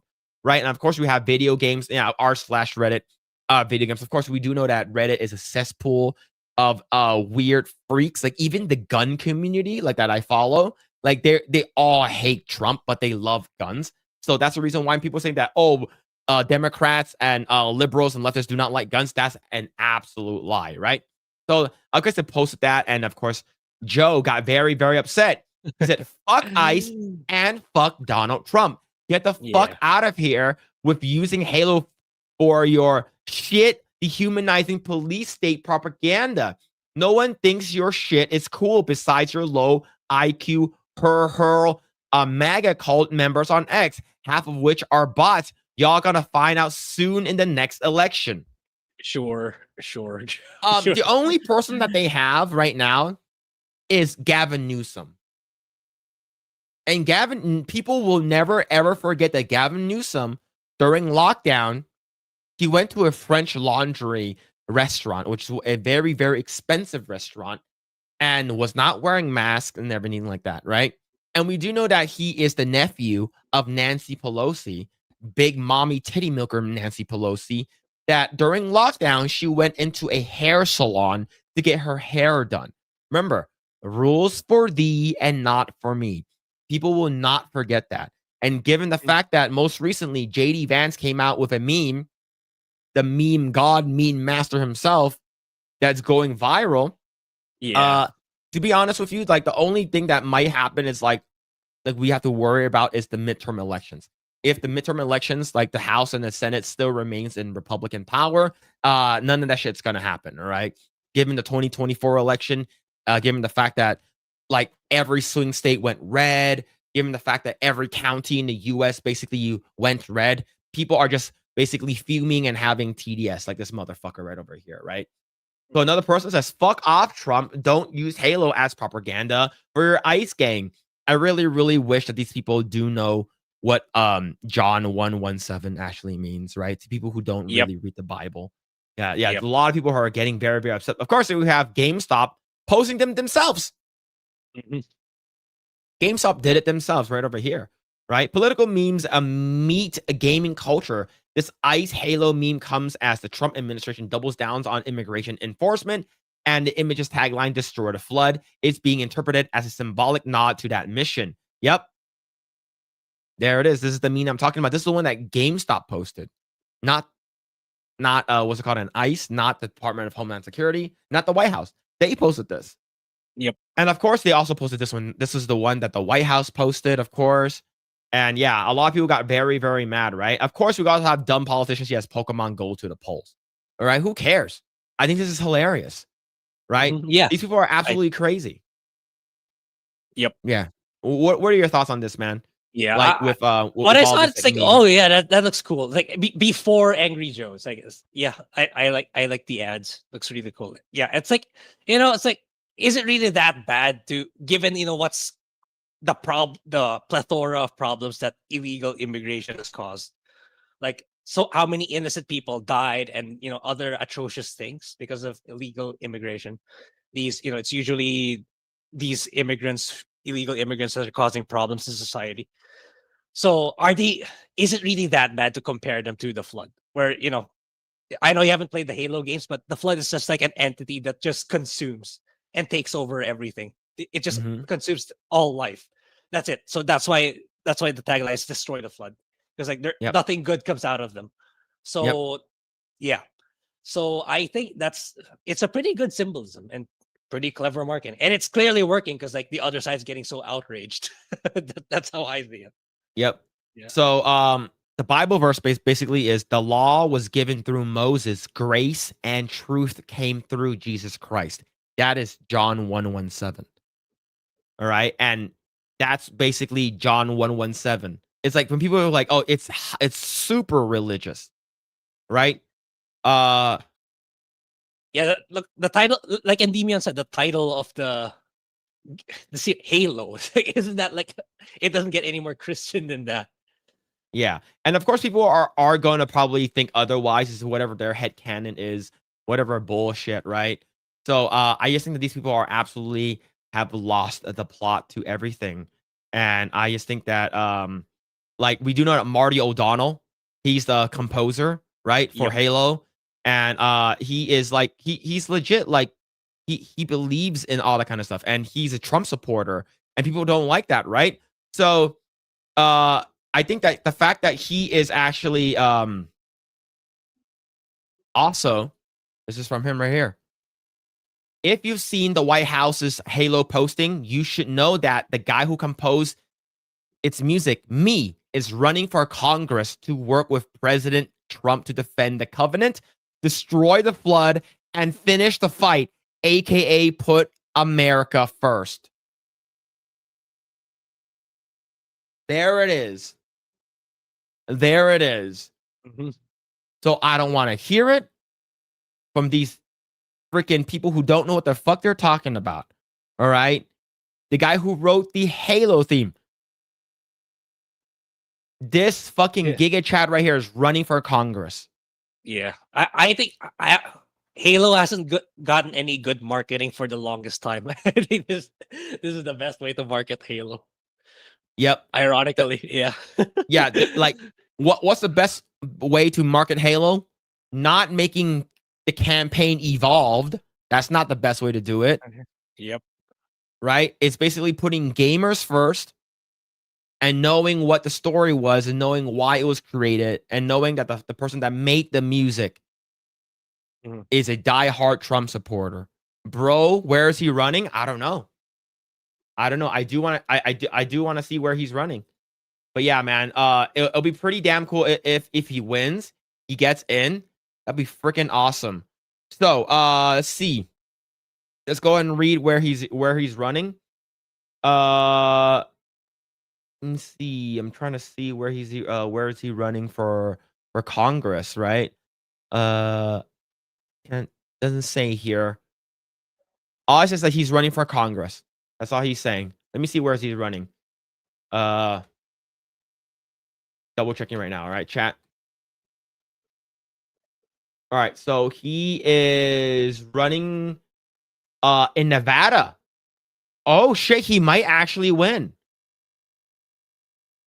I don't know if he's going to win. Marty O'Donnell is running for House of Representatives for Nevada's 3rd congressional district as a Republican. And if you guys didn't know, the last time that we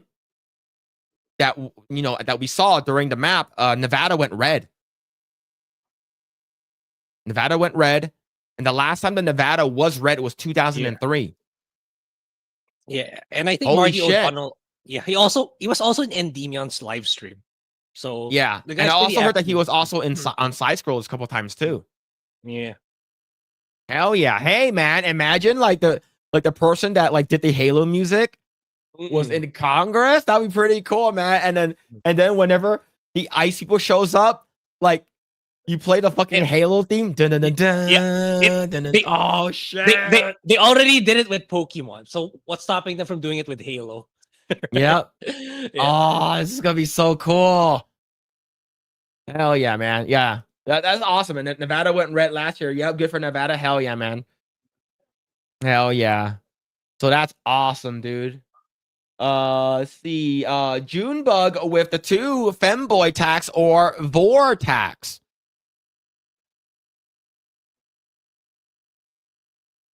Can we not pick?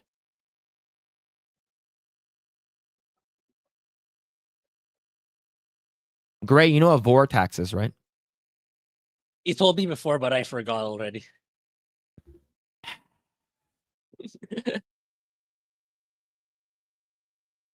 All right. I'm at Urban Dictionary. Vor, short for vorophilia or vorophilia, a fetish in which one fantasizes about being eaten alive or eating another creature alive, sometimes known as, I can't say that word is because it sounds like a gamer word.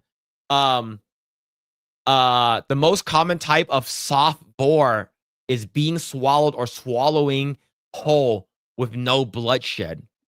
There's also the less common hard vor, which involves tearing and chewing of the flesh. Other types of vor include macrophilia or microphilia, in which one character involved in vor is larger or smaller than normal. Many might associate it with vor with cannibalism. However, most vorophiles do not favor cannibalism. Vor is an imaginary fetish that it is impossible to perform in real life in the way most fantasies are, unlike cannibalisms. Also included with vor is sometimes the furry community. People who are interested in usually anthropomorphic animals, humanized creatures with animals as characters in vor fantasies. Predation is natural and therefore somewhat more realistic. So basically, you get horny by swallowing someone alive. So I don't want to pick any of these. No femboy tax or vortex. But if we had to choose, it would be the latter. But yeah, I didn't know what vor was until like 3 years ago. Thank you for the 2. Thank you for the 2. Phil's cousin with the 5. I'll say it now. Even if you think the election is in the bag, vote. Complacency kills. Yes. Yeah, I gotta vote. Like, I know that Prop 50 here in California is looking bleak in terms of it being passed. It's because it's pretty bad. So I know that we don't talk too much politics here, but if you guys are in California, and you guys are eligible to vote, I would go vote and vote no on Prop 50. What Governor Newsom is basically trying to do, that piece of shit, is he's trying to redistrict and basically subdivide some of the counties into smaller counties, therefore adding in more seats to the House of Representatives. So when he runs for president, it's basically adding in 5 more seats into the House of Representatives because their House of Representatives are actually pretty close in terms of count. That means that if you get 5 more into the House for California, so he can actually assign Democrats to them, it will always be blue no matter what moving forward. So that's what's going to happen. So if you guys haven't already voted on it, always vote. Always vote no matter what. The fact that we got to make sure that this kind of stuff doesn't happen. So as what I've seen so far, it looks like it might be passed. It might pass. So and California has one of the highest seats in most of the states, right? Other than like New York or any other of these small states, right? But he basically is trying to redistrict. So when he runs for president in 2028, it doesn't look as bad for him, and he wants to make sure that California stays blue. So that's what, and the fact that you have Barack Obama coming out and campaigning for it, goes to show that, like, hey, we need the big guns to come out and help us. And their biggest gun is a black gun. Right? The fact, look, John Fetterman, surprisingly, he's actually a pretty based senator.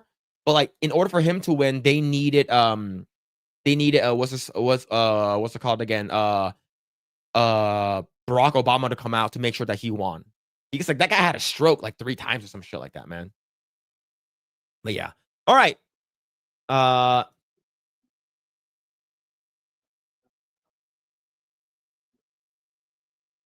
Grae, you know what these are, right? These gardening tools. Yeah, but what's with the emojis? So these are called hoes. So these are hoes mad. Oh, okay. Or angry hoe. Okay. So these are angry hoes or hoes mad. Yeah. So yeah. All right. Speaking of hoes mad, I hate the internet.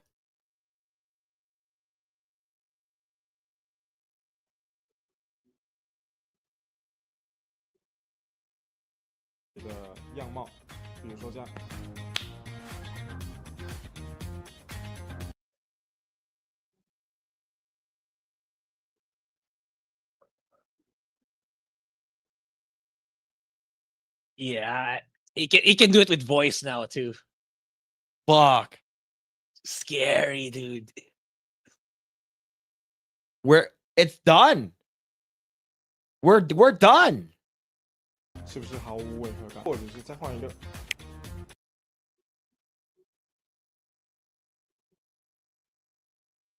Oh, oh. God.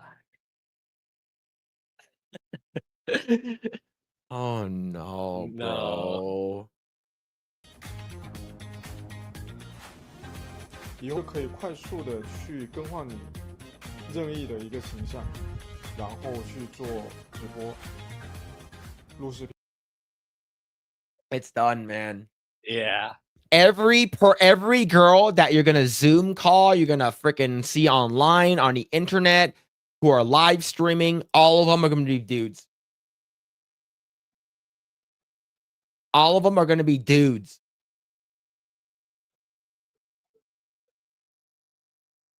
Phillip, is that a girl? No, unfortunately, it's not.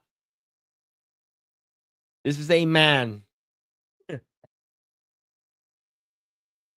That is a guy. The bottom right over here, this person that looks like me, he's using these new AI technology. We're gonna watch it again. 的样貌，比如说这样。 Oh man. Yeah. This is bad. Yeah, it is. There's gonna be Grae. All you need is like a voice modulator where like he changes your voice. That's it. Yeah, that's it. Or even there's already software where it can change the voice for you. An AI tech. Catfishing, yep. So every streamer in the future, game over, man. Game over. Yeah, you're not gonna know whether or not it's a man or a woman. You're never ever going to know. Right? Yeah. You get those like those people that cosplay as women and shit like that, the catfish people online. Now you just use technology to do it. They will ruin OnlyFans and other forms of online prostitution. Yeah. And I blame China for this. China ruined it for everyone, Phil. Why, Phil? Why did you have to catfish the world like Venom Snake, Invisible? You can't even say my name. That is wild. Phil's lucky now he can be a lady boy of his dreams. I'm assuming all girls are men. Yep. You don't know. You don't know anymore. Right? And then people are going to donate like $70,000, $100,000 to this person. 是不是毫无违和感？或者是再换一个。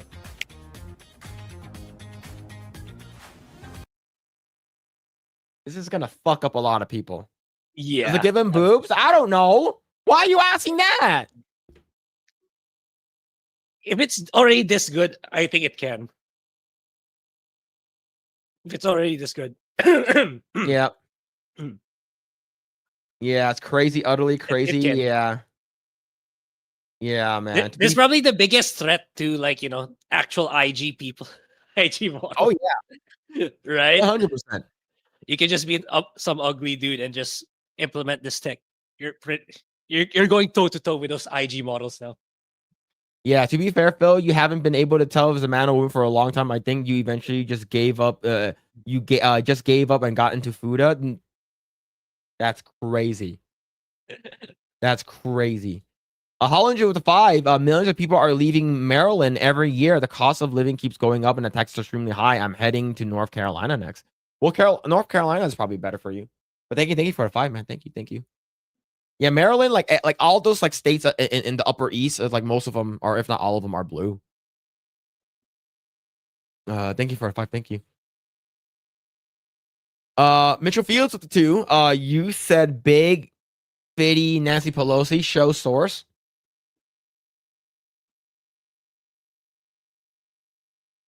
Do we want to see Nancy Pelosi at the beach? I think Hertz Donut wants to see it too. Oh yeah, Hertz Donut. Yeah, I get it. Yeah. Nancy Pelosi beach.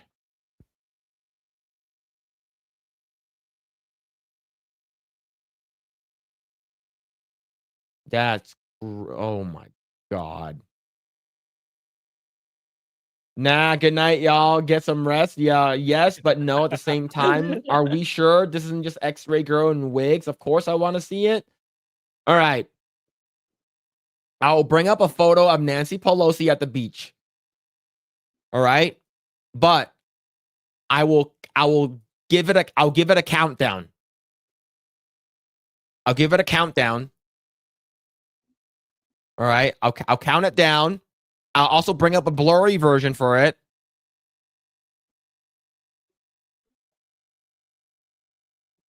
Unless someone gives in another super chat. That's more than $2.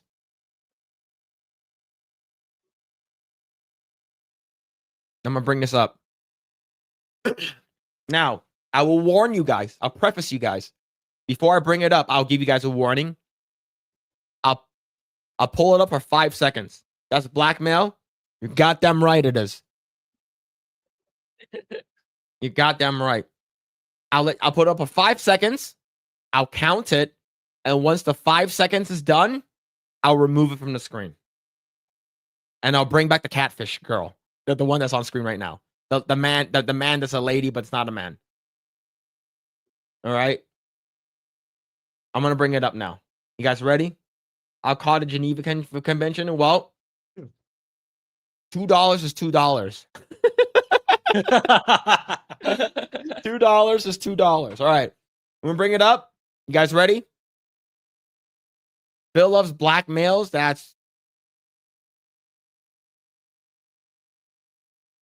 crazy. Oh, there it is. Phil's cousin with the 5. No, Phil, don't corrupt Grae like that. All right. Phil's cousin saved the chat. Saved. Phil's cousin saved the chat. So we're not going to bring up Nancy Pelosi's honking grandma titty milkers. All right. Thank you, Phil's cousin, for the 5. Thank you. All right. But yeah, I think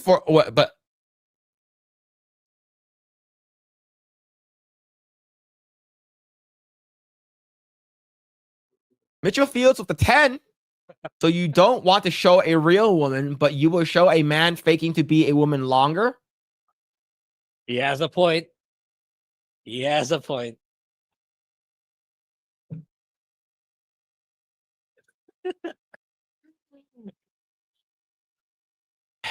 Mitchell Fields, thank you so much for the 10. Thank you.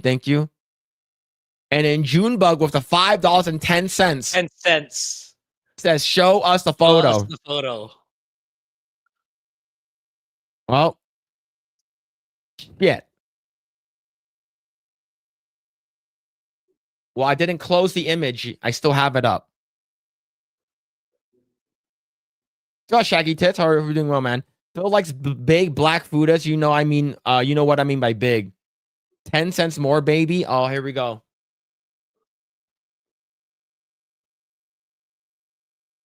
All right. Grae immediately goes off camera. Is fucking crazy. I'm getting medicine, so That's a lie. Grae's whipping out his wiener. getting medicine Grae, for my throat. whipping out his wiener, and it's like, all right, how long do we have?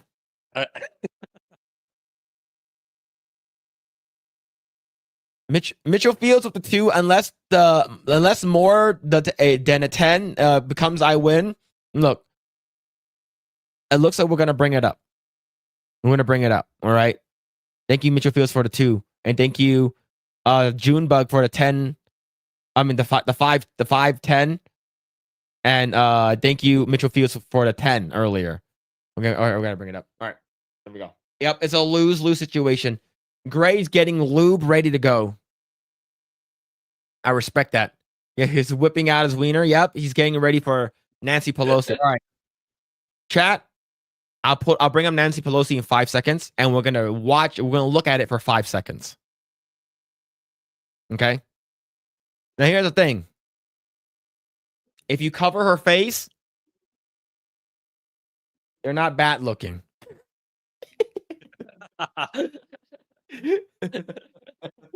Put your wiener away. All right, here we go. 5, 4, 3, 2, 1.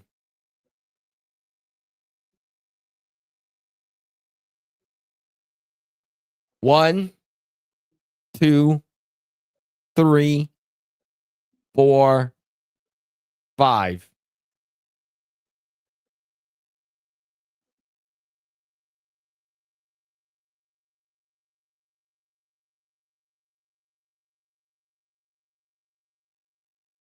Unsub. Yikes. Gay. 33 more seconds. Demonetized. Poor Grae will never be the same. Reported. That was 5 seconds too long. Powder and milk would be hard to suck out. Would. No nut November broken. That's fucking crazy. That's crazy. I can appreciate a pair of nice grandma titties.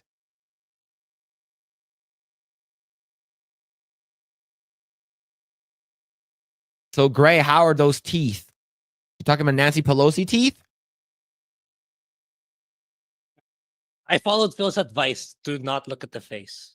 Hide the face. That's lucky. All right. The thing is that if you just look at the boobs, yeah, you do see like liver spots and stuff like that, but you just look at the boobs, they're not awful. But once you see the whole picture, they're awful. But thank you for the 2. Thank you. Thank you. The stream just convinced me to be baptized. That's crazy. Adrenochrome really does work. Oh my god. All right. Get this old woman off the camera. Get this old woman off the camera. Get out of here. All right. We're gonna watch this really quick. Have you seen this, Grae? Not yet. No, I mean, I agree, chat. Like, he's definitely a W painter. He's probably the best Hassan's dog's point of view, by the way. Yeah. painter in history. I don't know. Hold on 1 second, chat. What did I say?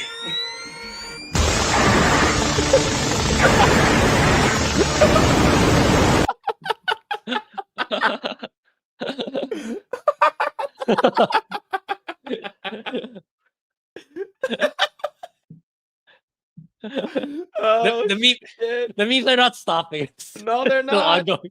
Oh, man, it's never going to stop, man. It's never fucking going to stop. It will haunt him for the rest of his days. Holy shit, man. Oh shit. It's just fucking snap the shit out of him, bro.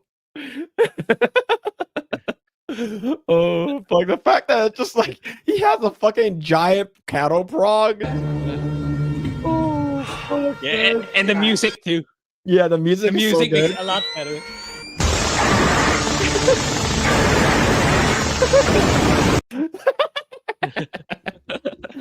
Oh shit, man. Oh, it's so good. It's Yeah, so how good, dude. many views does the song have? The Shock My Dog song. Oh shit. Last time I checked it was 1.6 million. Shock My Dog, I Can't Stop, right? Shock My Dog, I Can't Stop now has 1.7 million views. Holy shit. Durka with the 2. Is that Beardo? Holy shit. I'd rather look at Beardo than that. Damn. Thank you for the 2. Thank you. Oh, Durka Muhammad Jihad. Thank you for the 2, man. Appreciate it. Hypnotics and Rapture for the 2. Thank you. Show King of Monsters, the catfishing horrors. What's that? Show King of the Monsters? You know what that is, Grae? No. King of the Monsters? Is that Godzilla? Is that Godzilla? Thank you. Appreciate it. Let's see. Bob Ross on the screen, gay anime porn on the other screen checks out. No, that wasn't. That was Itachi and Sasuke.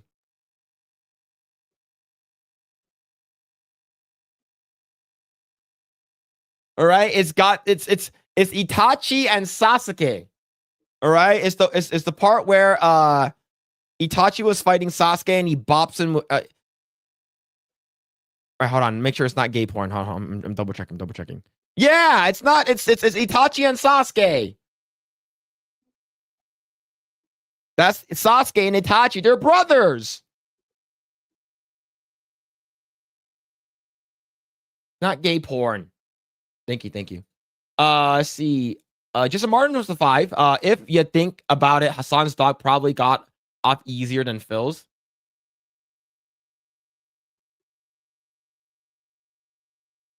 I didn't eat any of my dogs. Okay. I didn't eat any of my dogs. They just died from natural causes, and the other one died from cancer. All right. Phil's gooning to Bob Ross now. Get some help, man. No, brother, that's even more degenerate. I can't with you guys. You guys are out of control. All right, we're gonna read this here. All right. This is from Geeks and Gamers. A Simu Liu trashes Kevin O'Leary over AI replacing background actor, says art is human. Grae, what are your thoughts on this? Yeah, I'm a little mixed on this one because, like, if it's like a small production or a small studio, I get it. They're gonna, you can't afford all those background actors because the cost is just too high. So, yeah, I have a bit of a mixed bag, but in the future, it's like it's inevitable. You're gonna see more and more, companies use this to bring their costs down. And given what we know about Hollywood projects, given it's more expensive, how bloated the budgets get, I think it's inevitable that they're gonna resort to using AI to use it. Maybe now it's not that good or it's really obvious, but I imagine over time the tech is just gonna get better and better that you won't recognize anymore. So I don't know. Yeah, people will lose their jobs for sure, but if it better the project to push through if they have to resort to doing that than the project not pushing through at all. Mm-hmm. That's how I see it. And yeah, it's just we just have to adapt to this new technology that's about to emerge and go much. It's only going to get better. That's how I feel. I get where he's coming from. That a lot of people are gonna lose their livelihoods, but whenever some new technology comes out, it's for the better. Like it makes things more convenient. It's more low cost and with the same or even better quality. People are gonna inevitably use it. And like the people who got affected by this, it's like what I can say is like you might as well learn that technology and learn how to use it for yourself. Because Yeah. me, admittedly, I've become more and more reliant on AI searches, AI designs, AI writing, even. And it's like, I still do a lot of manual intervention. It's not just completely rely on it, but it's come to the point where people don't even notice that I'm using AI tools. Like, oh, this is really good, blah, blah, blah, blah. But I never get the feeling, oh, you're just using AI. It's already that good that people don't recognize it anymore. So moral is, yeah, you're gonna get affected by AI one way or another, but the upside is it's easy to learn how to use it for yourself to advance your skill set or to enrich yourself in some capacity using the tech. So yeah, it's inevitable. I get what Similu's saying, but it's inevitable. Okay. All right. So, we already use not AI, but we do already use CGI for background characters already. Mhm. Right? We've been doing this for a long time now, right? Because are you telling me that Saruman actually has and Peter Jackson, how many soldiers are supposed to be? How many Urukai are supposed to be here? Right? You're saying that like Peter Jackson was able to get 100,000 like fucking soldiers and shit like that. Like we've been doing this shit for a long time now. So instead of using CGI, we're just going to use AI. Right? And here's the thing. I was a background actor for about 3 years. So like it's probably better to use background acting for but if you're out and about and stuff like that, you're gonna have like random dudes and shit like that. Is it over 10,000? Yeah. Right. So Yeah. if you're gonna have a bunch of shitters in the back and stuff like that, and you can't there's some people who are literally just like coming across your screen and stuff like that. It's probably going to happen, whether he likes it or not. Yeah. It just makes sense. Like I was a background actor for Heroes, Sons of Tucson, Rex is Not Your Lawyer, CSI, CSI LA, no, NCIS LA, and what's it called again? Code Case. So I was on background acting for several stuff before, and it's just like you get paid very, very little. You get shit pay also, and shit hours. And the fact that you are getting brought on is basically like it's a 50% chance you have to call in. It's very, very fucking annoying. Okay?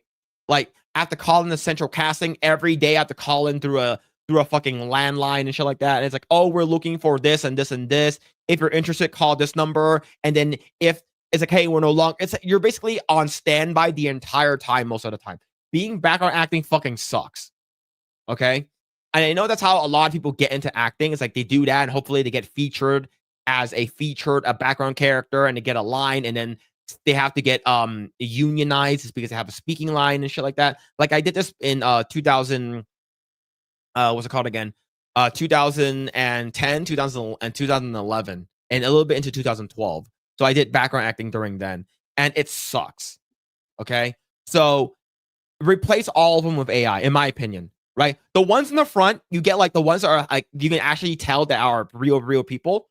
Like, yeah. So, but the ones for like the background and stuff like that, like these digital ones all the way in the back, you can't even fucking see their faces. Yeah, replace them with AI. It's cheaper than hiring fucking visual effects artists to fucking duplicate them, right? Doing animation and shit like that. For all of them, it costs more money. Like, I'm trying to think about like for studios, it's going to happen whether you like it or not. Yeah. So like, Seacom Liu, like, fuck him. Like, he's a fucking idiot. Right? This guy's a fucking idiot, like for thinking it's gonna happen. And Kevin O'Leary just saying that it's going to happen whether you like it or not. It's just when it's going to happen. Yeah. Yep. Right. So actors are constantly taking to social media to complain about something, be it on text or video. This time, Simu Liu pushed back the use of AI to replace actors, particularly background actors and extras in movies. The thing is that like I'm not sure if he was ever a background actor or an extra, right? I'm not sure if it was ever that. Probably in like Chinese TV shows and stuff like that. Like this guy is a very, very like mid-looking person, anyways. And I just think that like maybe he used to be a background actor before. Maybe he used to be like a background a dancer or some shit like that. I don't fucking know, right? But the thing is, who cares? Who cares? It's gonna make the cost for the movie drive down A lot lower. Yeah. You're not gonna hire like fucking dozens or maybe even like hundreds of people. Yeah. and each of them you're paying like $15 an hour. And here's the thing: if you guys didn't know, if you did background acting, you go inside, you get brought in, you do all your paperwork, and let's say you only get brought on to do an hour worth of work, you still get paid the entire day. So yeah, so you're not gonna just pay like you're not getting paid like $15 for an hour. You're getting paid the entire 8 hours. So that's a lot of money you're wasting.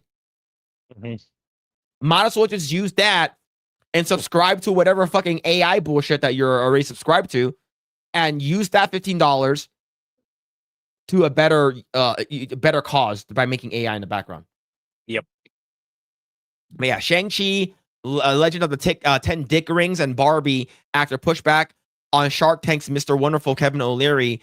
O'Leary appeared on The World of Travel on a podcast for The Hill, where he talked about the AI, how AI could reduce the high budgets and many Hollywood films have nowadays by replacing background extras, including the upcoming A24 film, which O'Leary will appear in Marty Supreme. Lee responded in a Variety article about O'Leary's comments on X, saying that sure, blame the extras for making $15 to $22 an hour, struggling to make a living, are not above the line of people making multiple million. Look, this guy, he's already a millionaire, right? Simu Liu, the reason why he's doing this is for optics. Yep. It's to look good. But at the same time, he doesn't fucking care about background actors. A lot of these people do not. Like Hayden Panettiere on set, she doesn't. She like you're nothing to them. Yeah, exactly. Right. You used to tell the stories, right? You shouldn't make eye contact with them. You shouldn't talk to them. So, yeah, the treatment of these people is not really the best per se.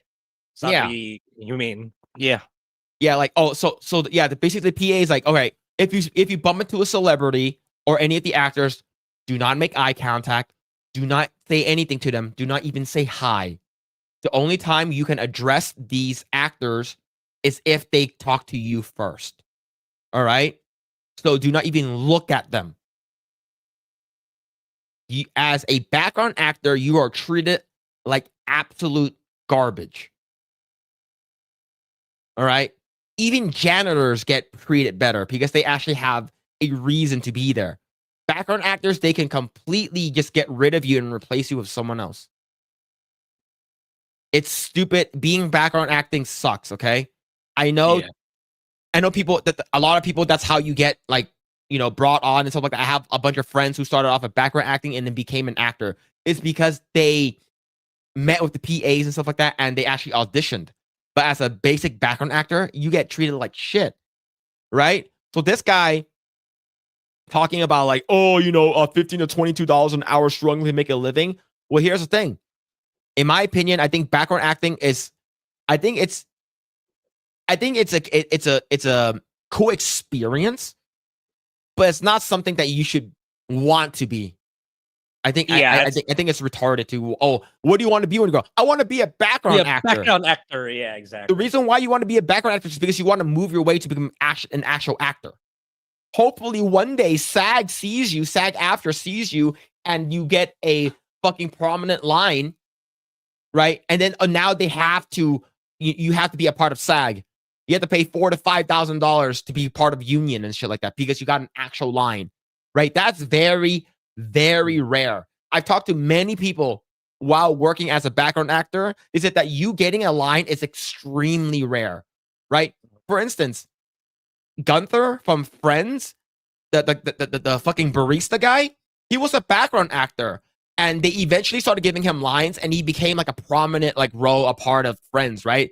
That they said that rarely happens. It's very, very rare. Yeah. Yeah, so it sucks, man. So first of all, I thought of that take was responding to was really dumb take, particularly really tone deaf and out of touch, and also kind of incorrect. The idea that these background actors who are making minimum wage are somehow the reason why the movies are costing way too much, that's simply untrue.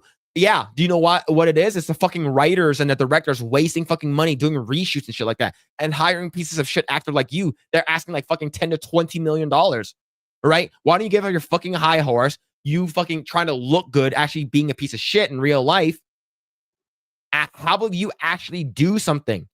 How about you go to the unions and say, hey, we should pay these background actors way more, at least like $50 an hour. Why don't you do that? But Kevin O'Leary is coming from a business standpoint. Yep. And how to save money, right? He's basically trying to trim the fat. Yeah, maybe it's not that much, but you're saving like maybe like $50,000, maybe $50,000 per production or per whatever, is because you have to hire in background actors no matter what. Mm-hmm. You have to hire a lot of them. Sometimes like you have to hire hundreds, maybe even 500 background actors, maybe even thousands of them. Right. And let's say each of them are getting like $22 an hour. Right. And if they're smoking on set, they need to bring a car, they need to bring a jacket, and they're using any of the props. Like for me, I have to bring in a set of golf clubs. Right. They have to pay you extra for that. They have to use my car for one of the shots. You have to pay them extra for that. Are they doing overtime? You got to pay them extra for that. Right. So if these directors, writers, and producers are fucking doing extra shit to make sure that the extras are staying on, you have to pay for them to eat, right? And the craft services are fucking garbage. You have to wait for all of the celebrities, all of the fucking producers, directors, writers. You have to wait for them to eat all the fucking craft service food first. And by the time the extras and the background actors get to them, all you get is the fucking scraps. So don't even get me. So I know firsthand what it is to be a background actor, and it fucking sucks, man.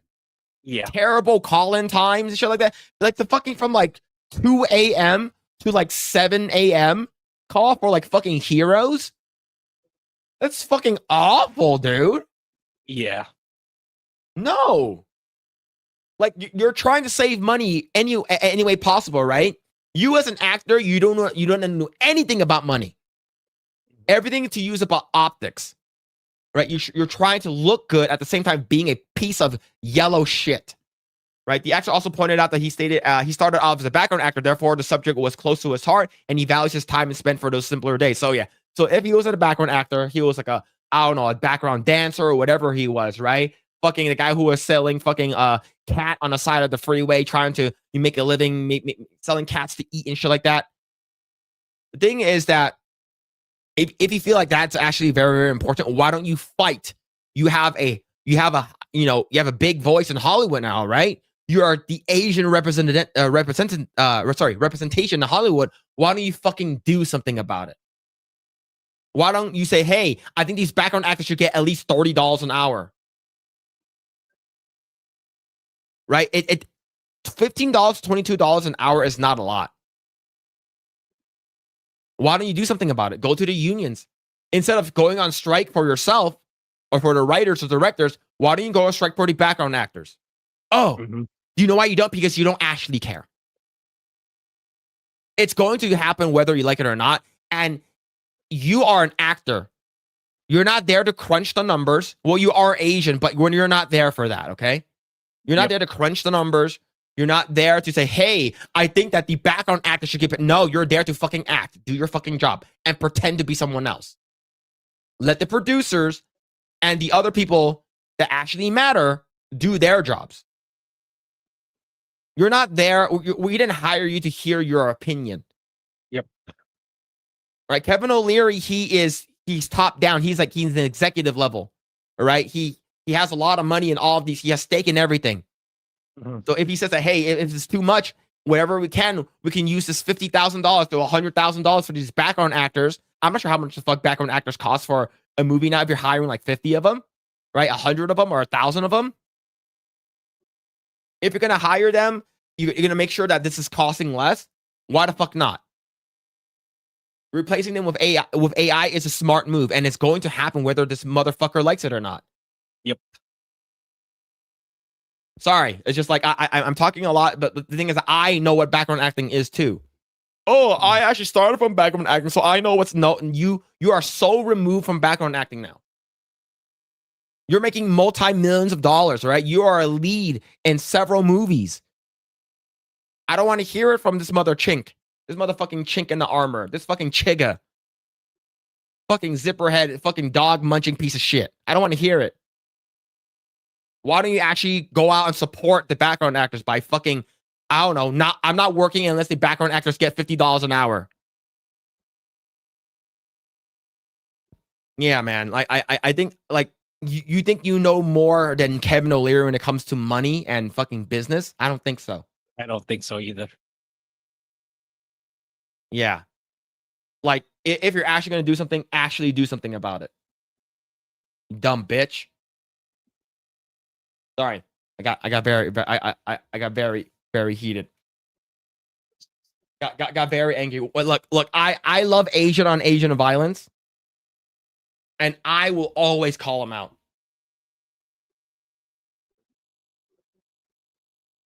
All right, I will always call him out, no matter what, because I do not like. There's a reason why I have never watched Simu Liu movies or TV shows. Yeah, all the stakes are usually very bad.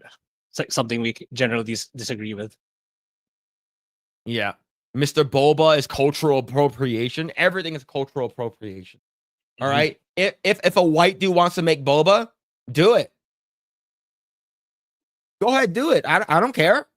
Oh, you can't make my food just because that's fuck off. Yep. What are you? You're wearing fucking, American shirts and shit like that. Why don't you wear shit from fucking China? Exactly. Phil needs a hug?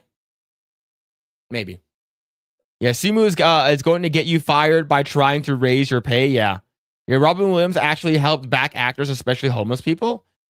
Like, I don't hear Simu Liu coming out and like batting for background actors. Right? I don't see that. Absolutely not. Yeah, Phil's cooking more than just dogs. Yeah, I've never heard these slurs before, Phil. Oh shit. Oh man. Yeah, sorry. Let's go and read. Let's just see. Justin Martin's with the 5. If you think about it, Hassan Sok's probably got. Okay, I read that already. Thank you. All right, right here. Just Mitchell Fields with the 5. Phil, this isn't real. What you're going to say? The Transformers arrival on Earth scene isn't real. Come on, man. No, that one actually happened, right? We actually saw it like earlier this year. There's some kind of like Transformers like thing that was coming to Earth, right? Hey, maybe. Mitchell Fields with another 5. Thank you. Holy shit! Imagine if they showed AI videos of druggies in LA on how zombies should move in movies and games. Yep. I think that AI is going to take over. I think these people who are fighting against it, who are resisting it, are they don't know what the hell they're talking about. And remember, I'm working in the game industry, so like I will let you guys know firsthand if like how good AI is. As of right now, they cannot take over my job yet. Can they take over some concept arts? Maybe they can make a lot of stuff easier. As of right now, it's not yet. At least AI has not gotten to the point where it's taking over other people's jobs. At least in my field, in terms of art. Yeah, same for me. It's like it's not 100% automated yet, but you still have to command it, give it specific prompts. You have to be very specific on how you want it to execute whatever it is you're doing, whether it's image generation or if it's writing. But it can do a lot of things that will save you time, for sure. Like that's what's based on my experience already. Oh shit, Dodger won. Wait, so the Dodgers win the World Series? Yep. They did 49 seconds ago. Dodgers win back-to-back World Series. Yep, there it is. There's going to be some rioting in the streets now. Whenever like an LA team wins, there's always rioting in the streets. 5-4. Damn. Damn. There it is. There it is. Let's see. I can't think of a single Simu movies besides that crappy Marvel movie. I didn't even watch that movie. I bet that the retard doesn't know Chinese food is made in Mexicans. Yeah. Yeah. Beardo's gonna be pissed. Well, here's the thing. Shohei Ohtani is a fucking monster. All right, the Asians I guess we're better than black people in terms of sports. I think it's I think we got to get back Jeremy Lin and Yao Ming in basketball. You got to get them back into basketball. All we need is also them in football, right? Yeah. I see. Phil, it's okay. There's a Fuda out there that can hug you. Yay.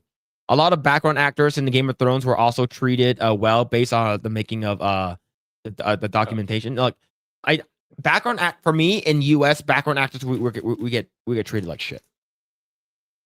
Yeah, I think it really depends on who's managing it. Yep.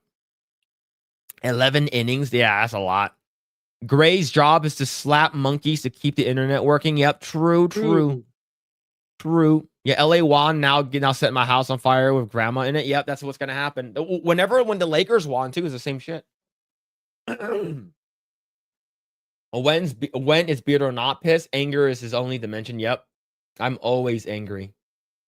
Canada loses. What's new? That is a great. Yeah, that is. Did you see Junk 3PO dressed up as JD? Yeah. That's the photo too. That's the photo when he went live. Oh shit, man. Yep. Yeah. Fuck the Dodgers. Fuck. Yep. Hey, man. The Dodgers. Yeah. The Dodgers, Lakers, Clippers. Yeah. The Raiders. But yeah, man. There it is. Dodgers won again.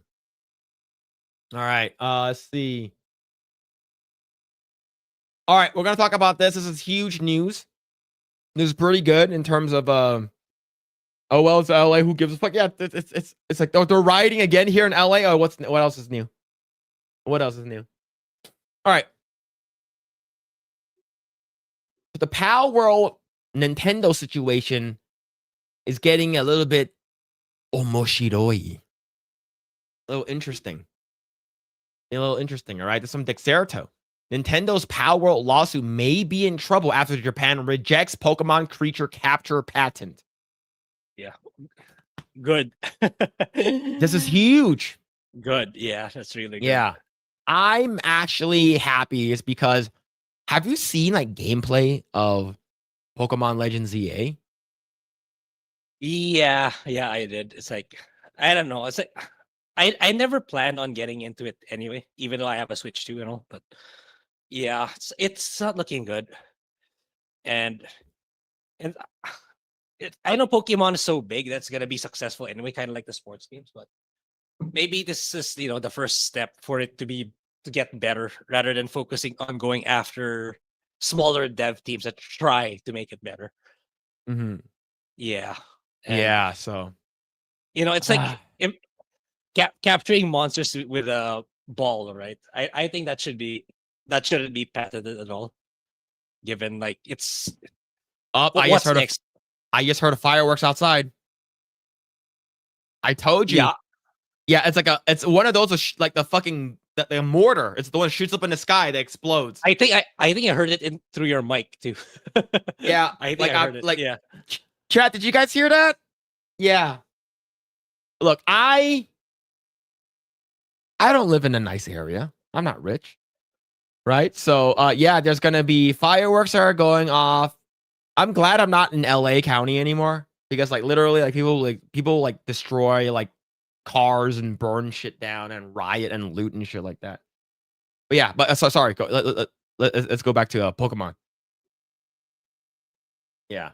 Yeah, I was kind of wrapped up what I said there. I think this is a good thing where like you shouldn't be blocking something like this. Like what's next? Summoning, there's so many games that like you use summoning monsters as a concept in your gameplay. So imagine how much damage you're gonna inflict to the entire games industry by doing that. And yeah, Yeah. good thing like the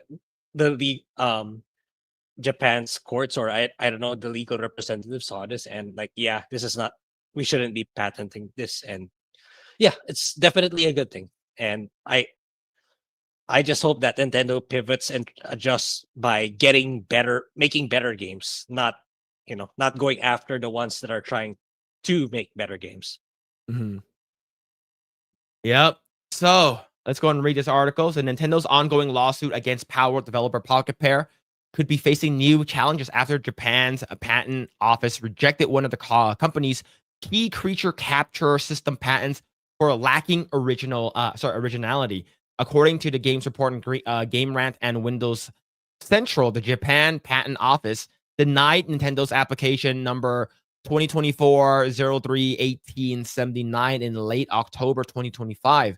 Patent, which belongs to the same family as several filings cited in Nintendo and the Pokemon Company's lawsuit against Power, was deemed not novel enough to qualify as original content. The examiner referenced multiple prior games, including Monster Hunter 4, Ark Survival Evolved, Kantai Collection, Craftopia, and even Pokemon Go as examples of its earlier titles that use similar creature capture or switching systems. Good. Yes. Good. You guys has been, when I say you guys, I'm talking about Nintendo and Pokemon. You guys has been complacent for far too long. And the fact that Powell came up and had over 2 million people playing their games at a given time freaked you guys out. You guys got scared. You guys got shook. And you're like, holy shit, should we make our games better? Should, what's it called again? Competition breed innovation? No. Nope. We're going to sue them so we can continue turning out garbage. And that's the Nintendo company for you. That's the Pokemon company for you. They don't care about making good games. They care about making shitty ass games that does not look any better than the last generation and expecting everyone to buy shit. But the crazy thing is, I think it's more of a Nintendo thing than a Game Freak thing. Because like, what's the name of that other game they're making? Because you know they can evolve. Oh Pokemon, yeah, Game right? Freak's making that like fucking like I forgot the name. monster looking game. Yeah, the samurai game with monsters. Like I think that shocked everyone that they're making that kind of game. Yep. Yeah. This game looks really, really good. Yeah, it was a showcase and stuff like that. It looks amazing, right? It's a new game. It's Beast of Reincarnation, and it looks really, really good. They can do it, right? If the Pokemon Company and Nintendo does not get in their way, Game Freak can actually make a good product, right? But they're pieces of shit, right? So, Nintendo rejected application sits on this broader family that includes the patent JP7493117 and a bunch and 2 other ones, several of which are central to the lawsuit filed by by Tokyo District Court in September 19, 2024. Companies allege Power infringes on mechanics covering creature capture and rideable creature switching. While rejected filing isn't directly named in the lawsuit, analysts such as Game Phrase, Florian Muller note that it acts as a key building block between patents being asserted in the court. If one branch of the patent chain is found unoriginal, the rest may face increased scrutiny during litigation. Nintendo now has 60 days from the decision to amend or appeal the rejection, which would extend its window to late December 2025. In my opinion, I think Nintendo should just drop it. Yeah. I think that's what they should do. Knowing them, I think they're gonna, still try. Oh yeah. Yeah. Look, Nintendo will do the most pettiest shit, right? Mm-hmm. Imagine, I want to make a tournament, a Smash Brothers tournament with cash prize. Oh no, you can't do that. The cease and desist. Can't do that, right? I want to make a Pokemon game that's an MMORPG based off of Gen 3. Cease and desist. No, you can't do that. Right? Like you, what the fuck can you do? All right, how about if I make my own game that's and foundation is very similar, but then at the end game is completely different. Oh, sure, you can do it. Sure, we don't really care. Oh, word? You guys sold over how much money? How many copies? How many players at the given time? Nah, man, that's our money that we missed out on. We're gonna sue you guys. That's exactly what happened. Mhm. Right? A fundraiser Smash tournament being shut down by Nintendo. Yeah, exactly. A fundraiser. Wow, shit, man. JPO's ruling doesn't automatically invalidate Nintendo's lawsuit, as the Tokyo District Court isn't bound by administrative patent decisions. However, it may influence how the court evaluates the originality of Nintendo's claims, systems, and issue Pocket Pair is already expected to contest. Power lawsuit, originally filed on the anniversary of the game's release, has already been delayed due to Nintendo's amending other disputes earlier this year. Legal experts now expect the proceeding continues to go well into 2026. I want Pocket Pair to win. I want Nintendo to not do shit. And how about just make better games? All right. Exactly. When Legends of Arceus came out, which I did play, was really good. I enjoyed it. Like, wow, open world, loading between zones and shit like that. It's like open zone versus open world. Really, really cool. Rideable animals and stuff like that. It's awesome. And they didn't really do anything better after that. I think that was like the best like innovation they did. And then of course, Power World came out not too long after that. And Power World was a great game. A lot of updates, and they're branching out. They're doing Power World farming simulator, and they're doing like a Power World dating simulator, which is also crazy as well. But if you actually look at like the comparison of, I guess, what's it called again, Lumio City, of what you expected from a Legends of Arceus, it's so barren. There's not a lot going on in the game, and it just I used to like it's unoriginal, and a lot of the lazy designs for the Mega Evolutions. Have you seen the Mega Evolution for Starmie? I think I did, but yeah, it doesn't. I'm look gonna great. bring it up. Yeah, bring it up, bring it up. And I heard the plot of ZA was really bad too. It involves getting into debt and shit, something like that. It's like, what the fuck, man? You're talking about debt and how it's a good thing in a kid's video game. It's like, wow, crazy. This is Starmie's Mega Evolution. So we do know how Starmie looks like, right? Starmie is a Pokemon that looks like a star. As a purple star, right? It looks like this. That's Starmie, right? You're like, oh, I wonder how the Mega Evolution is going to look like. Yeah, I saw that. Are you kidding me? This is lazy. Mm-hmm. We're just gonna make it have long legs. This is unoriginal. This is lazy. Yeah, so and it's very uninspiring. stupid. Yeah. It's that's something I would think of in like 10 minutes. It's like, okay, let's just extend it and make it a leg. Yeah. It is bad. It is very, very bad. Man, it's not Yeah, good. What the fuck is that? Yeah, it's lazy. And yeah, the gameplay itself is not funny. They made it Souls-like, apparently. Which is, I don't know. I'm really not on board making everything like a Souls-like gameplay wise. It's really not a good idea. Yeah. I just think that like, because I actually really, really like Mega Evolutions. I think Mega Evolutions are actually pretty damn cool. When Gen 6 came out for X and Y, when we got Mega Evolutions for the original starters, we got Mega Evolutions for some legendaries and stuff like that. Like, I thought it was really freaking cool. And then you get this. It looks boring, unoriginal. It looks like an intern made it. It looks so bad. It looks stupid. Yeah, man. All right. Now, do you know how Starmie sounds like in French?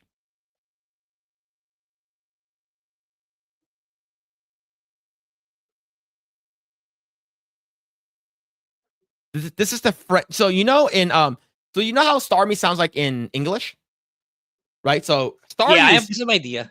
Starmie have is some like idea. yeah, right? It's like a yeah.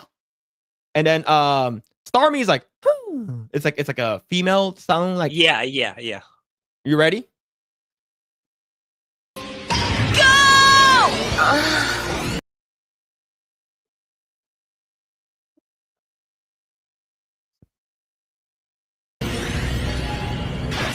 Attention, Staros! Attaque Shark!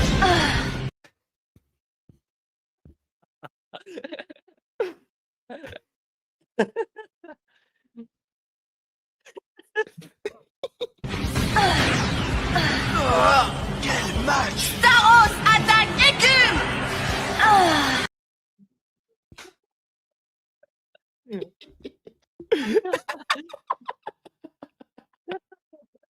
I typically need to pay money to hear that sound. Yeah, true. The first one is like, oh my god, that's a little like a moan.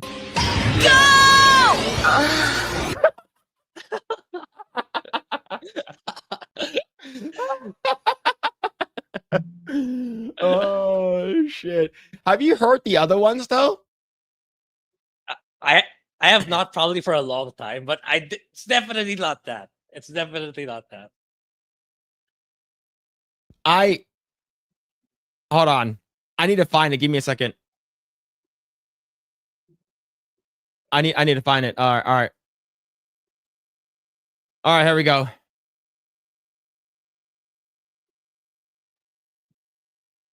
Let me see. Hold on. Let me see if I can find it. Hold on. Wait. Hold on. I can't find it. Hold on.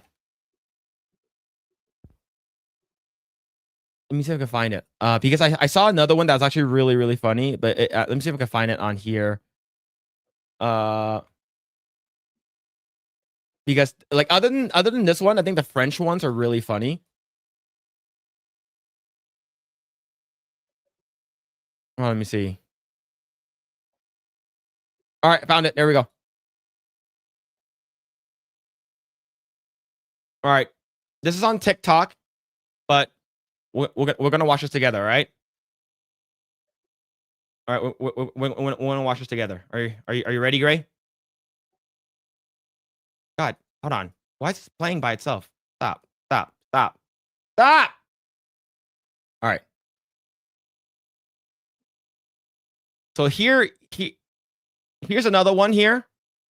This is French dub of I think it's Plusle and I think Minen. Yeah, I don't know those Pokemon. Well, you're gonna know now. Négapi, vous allez soutenir le magnéti d'Alissa! Vas-y, les gars!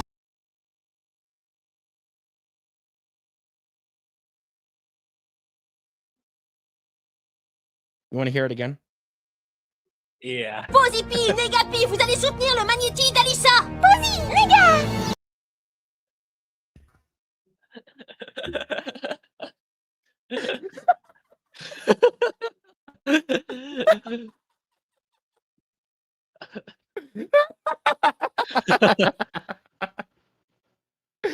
Oh shit.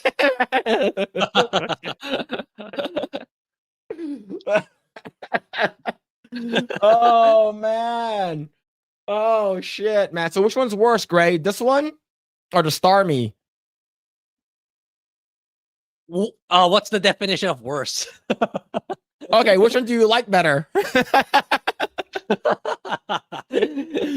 Yeah, Pokemon changed. Yeah, man. Oh yeah. Okay, watch it again. We'll watch it again. Watch it again. All right. All right. Shit. Posipi, Négapi, vous allez soutenir le magnéti d'Alissa! Vas-y, les gars! Oh, Starmie is better. Yeah, I think Starmie is. I think Yeah, Starmie Starmie's will always- better. Yeah, yeah. Starmie definitely better.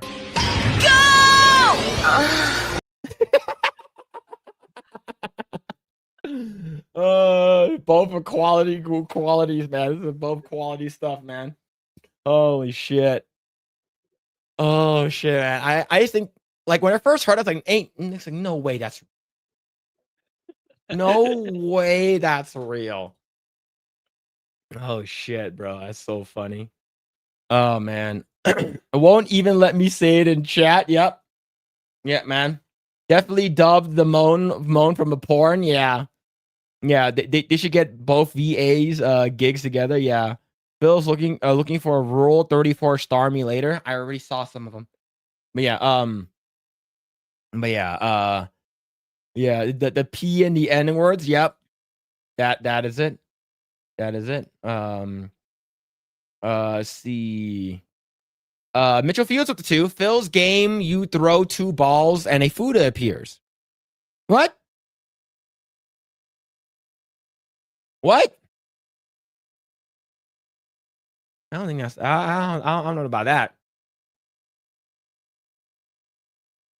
Not sure about that. Thank you for the 2. Thank you, appreciate it. Hold on.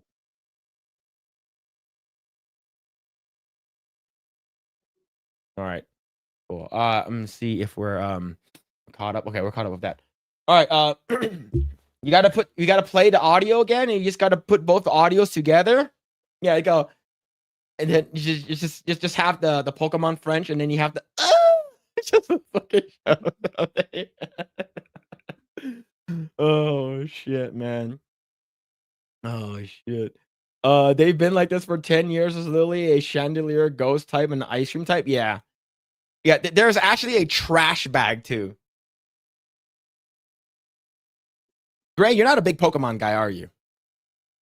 Yeah, ever since like after Gen 1, not really. Well, Gen 1 is the best gen. Right? It is the best one. Yeah, after Right. Gen 1, I'm not familiar anymore.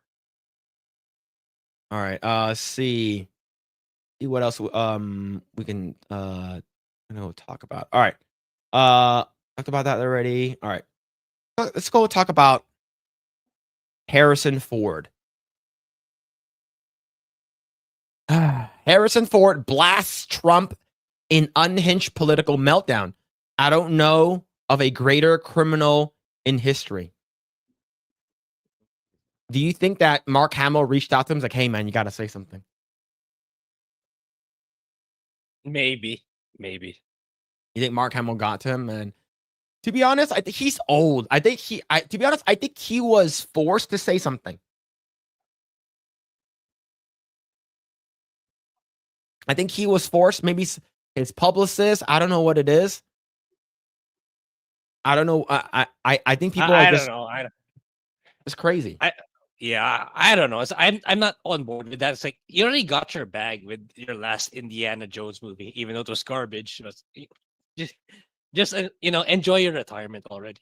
that's how I see it. And remember, he says in history. Yeah. That means that he's worse than Hitler. He's worse than Mao. He's worse than Lenin. He's the worst person in history. I don't get it, man. I think he didn't he like crash his plane and shit like that like multiple times.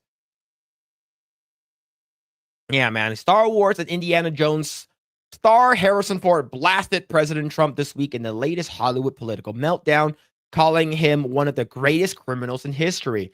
Harrison Ford has played most beloved characters heroes in cinema, from a swashbuckling archaeologist, starship smuggler turned general, and even the president of the United States. But this week, veteran actor gave an interview, landed from far from a world from adventurous escapism into the deep modern Hollywood's favorite battleground, attacking President Trump and the voters who put him in office.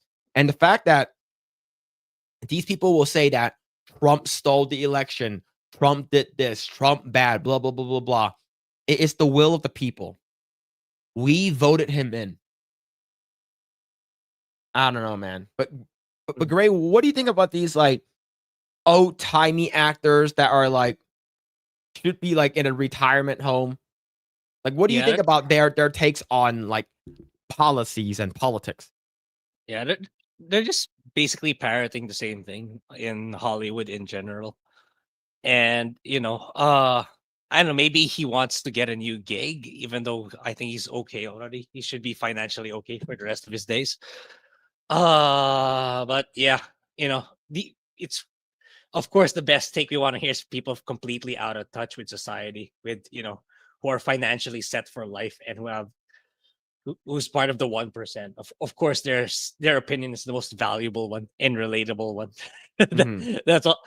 That's all I have to say. And yeah, yeah, maybe you're right. Maybe his agent kind of forced him to say something, but did he really have to? I mean, I would just keep quiet and retire peacefully, and not rile up people for myself to cause problems for myself. And that's how I would have done it. Like if even if that's my opinion, it's like I would just shut up about it. Like I wouldn't make it go public like that. Yeah. Or get released in the press. I'll just keep quiet and enjoy my retirement.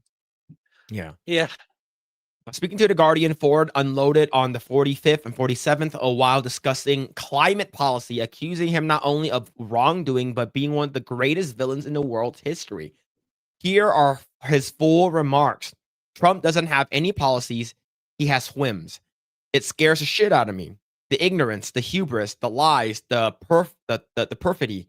Trump knows better, but he is an instrument of the status quo, and he's making money hand over fist while the world goes into hell in a handbasket. It's unbelievable. I don't know of a greater criminal in history. For follow-up of everything that we've said about climate change has come true. Why is that not sufficient? That alarms people and changes behaviors because of entrenched status quo. Grae, do you believe in climate change? Well, I'm not really deep into the subject matter, but maybe to a particular extent. But I'm not gonna pin it directly on Trump as the source of it. I don't think so. It's like I don't think that can be scientifically proven either. I mean, if anything, it's like I would even pin it more on China, given its hazardous way of handling the environment more than the US. At least that's how I see it. So initially they basically said that climate change, the polar ice caps are melting, the sea level is rising. Have you seen this video of it's a video that basically it's like over 30 years, and it's basically a beach level in a coastline in Dubai. You want to see how much the sea level has risen? Okay, let's take a look.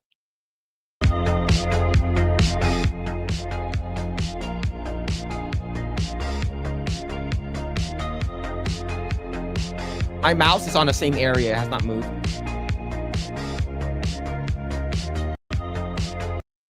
So if you place your mouse on like the edge of the ocean where the coast is, from 1984 all the way to 2022, it remains the same. Yeah.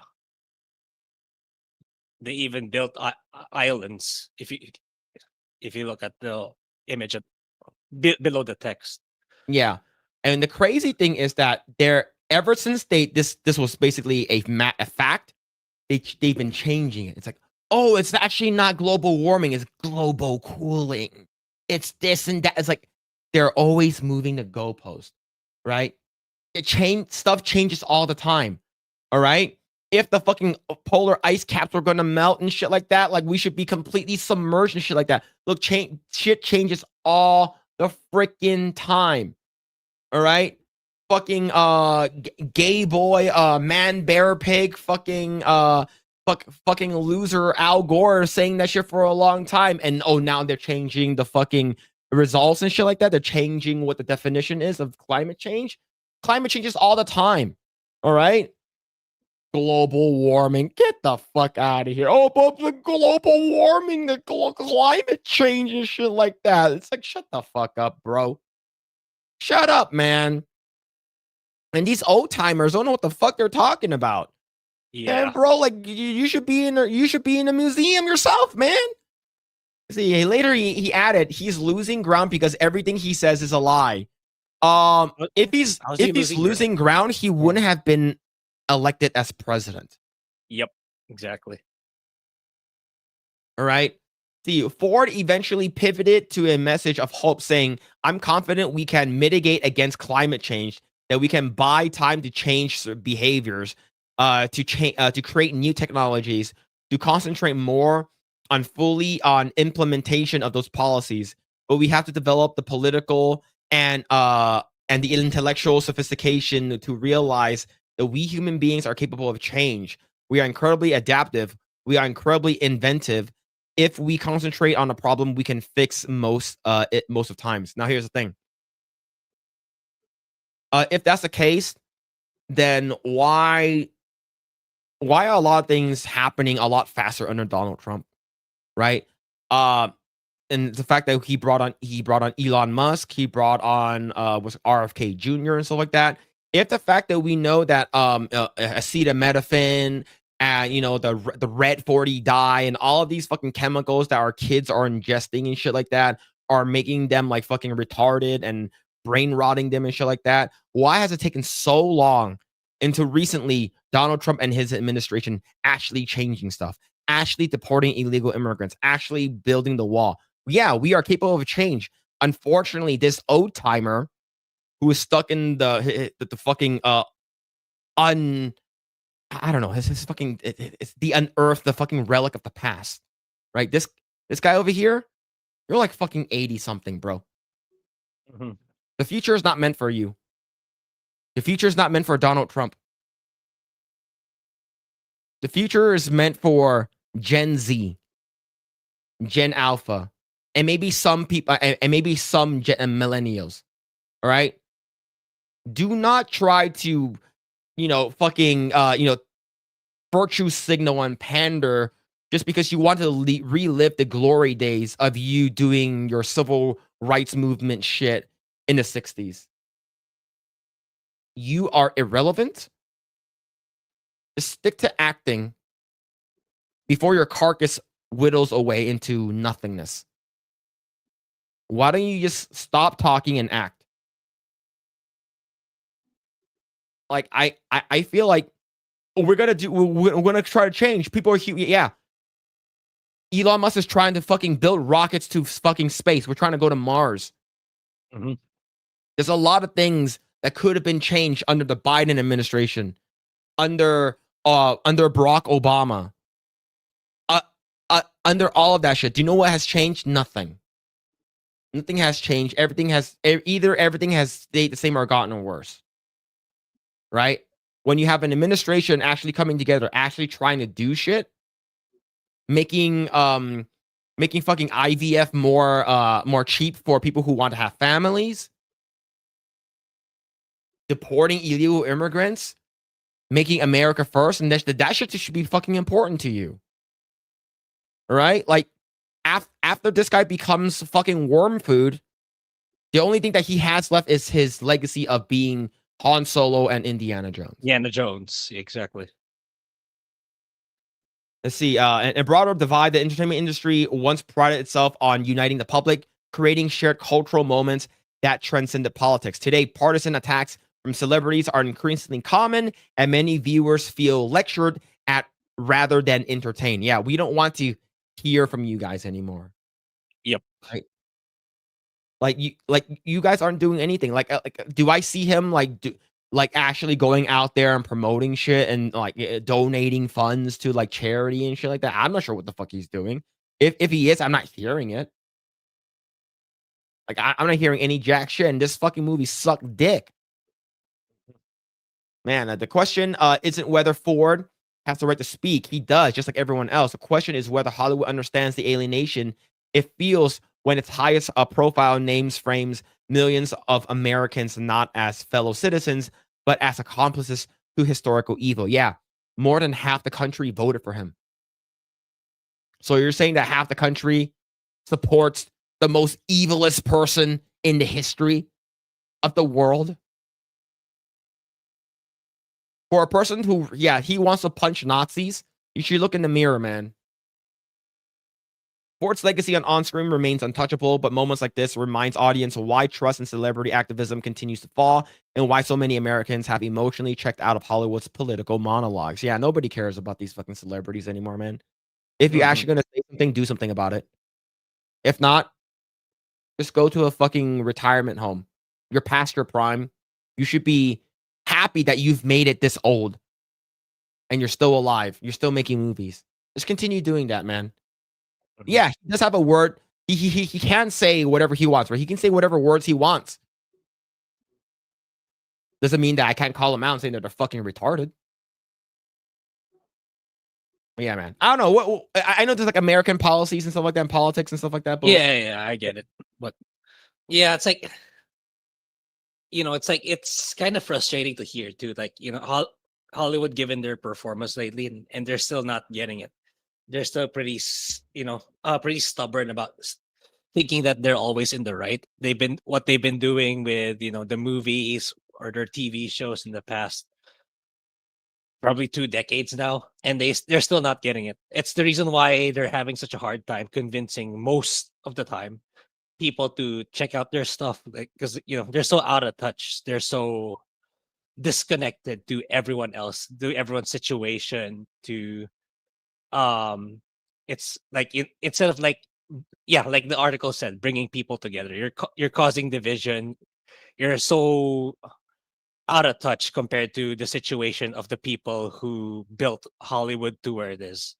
And that's the reason why you're kind of failing right now. And yeah, it's sad. It's still, despite everything that happened, the recent elections, and they still choose to be this way. It's like Mhm. they don't want to admit any wrongdoing, any shortcomings. And yeah, you're only gonna fail harder if that's your attitude or your outlook towards life in general. Mhm. Yeah. Yeah. Yeah, I'd be cranky as well if I married a stick figure. What was he thinking marrying Callista Flockhart? Man, I don't know, man. Like this guy shouldn't even be able to drive anymore, man. He crashed his plane. He crashed his fucking golf cart and shit like that. It's like, bro, like like, I'm not sure if he has like a driver or anything like that, but this guy's old. Yeah, New York was supposed to be underwater almost 10 years ago. Hey, it's not, because Trump money came from Trump work and not selling out a million times. Yeah, and basically said that like oh, the Trump family has gotten so rich when he was in president and stuff like that. Like, wow, he's so corrupt. Like, bitch, have you seen like Joe Biden and Kamala Harris? Like how much money they've made ever since they got into office? You've seen how much money that Nancy Pelosi has made ever since she got into office? A lot of them. And Trump actually lost money when he became president. Trump actually made more money when he was not president. That's true. Yep. The biggest change to happen is due to the sun. We have zero control over that. And China and India are the biggest contributors to carbon emissions. America is a drop in the bucket. Yep. China, Exactly. like when my brother was in China when he was teaching during prior to COVID, he said that like there's some days in Shanghai where it's like the sky is like fucking orange. Like, have you seen it, Grae? In China? Yeah. Not yet. But I seen it? Not yet. Yeah. So this is from the Getty Images, okay? This is some Getty Images. This is not like some fake image or anything like this. This is how China looks like during the day. That's all smog.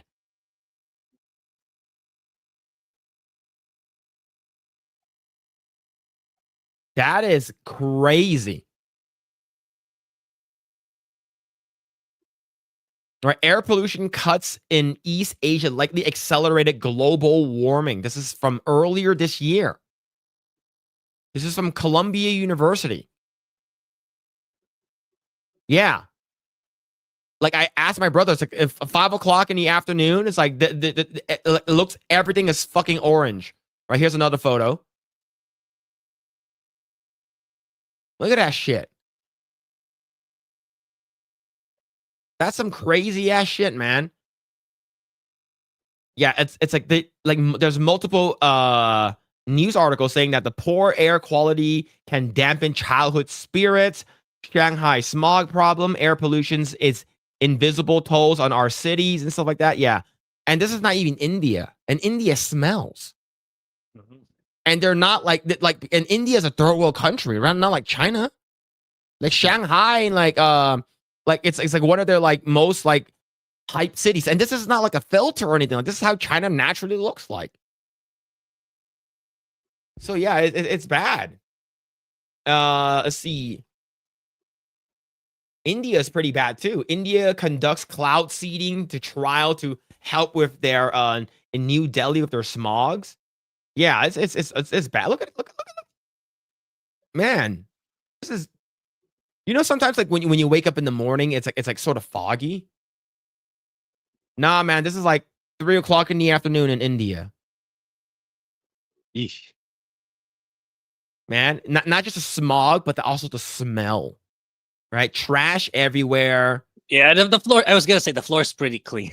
The Yeah. floor looks clean. Yeah, it's a big negative bueness, man. So not good, not good. And they're trying to, like, how we have like 350 million people here in the US. How many billions of people do we have in China and India combined, right? So yeah, get that dick out of here with that bullshit. All right, see. See. Where you at, Greta Thunberg? Yeah, man. No, it just like she will never. Well, she did go to like Gaza and like Palestine and shit like that, right?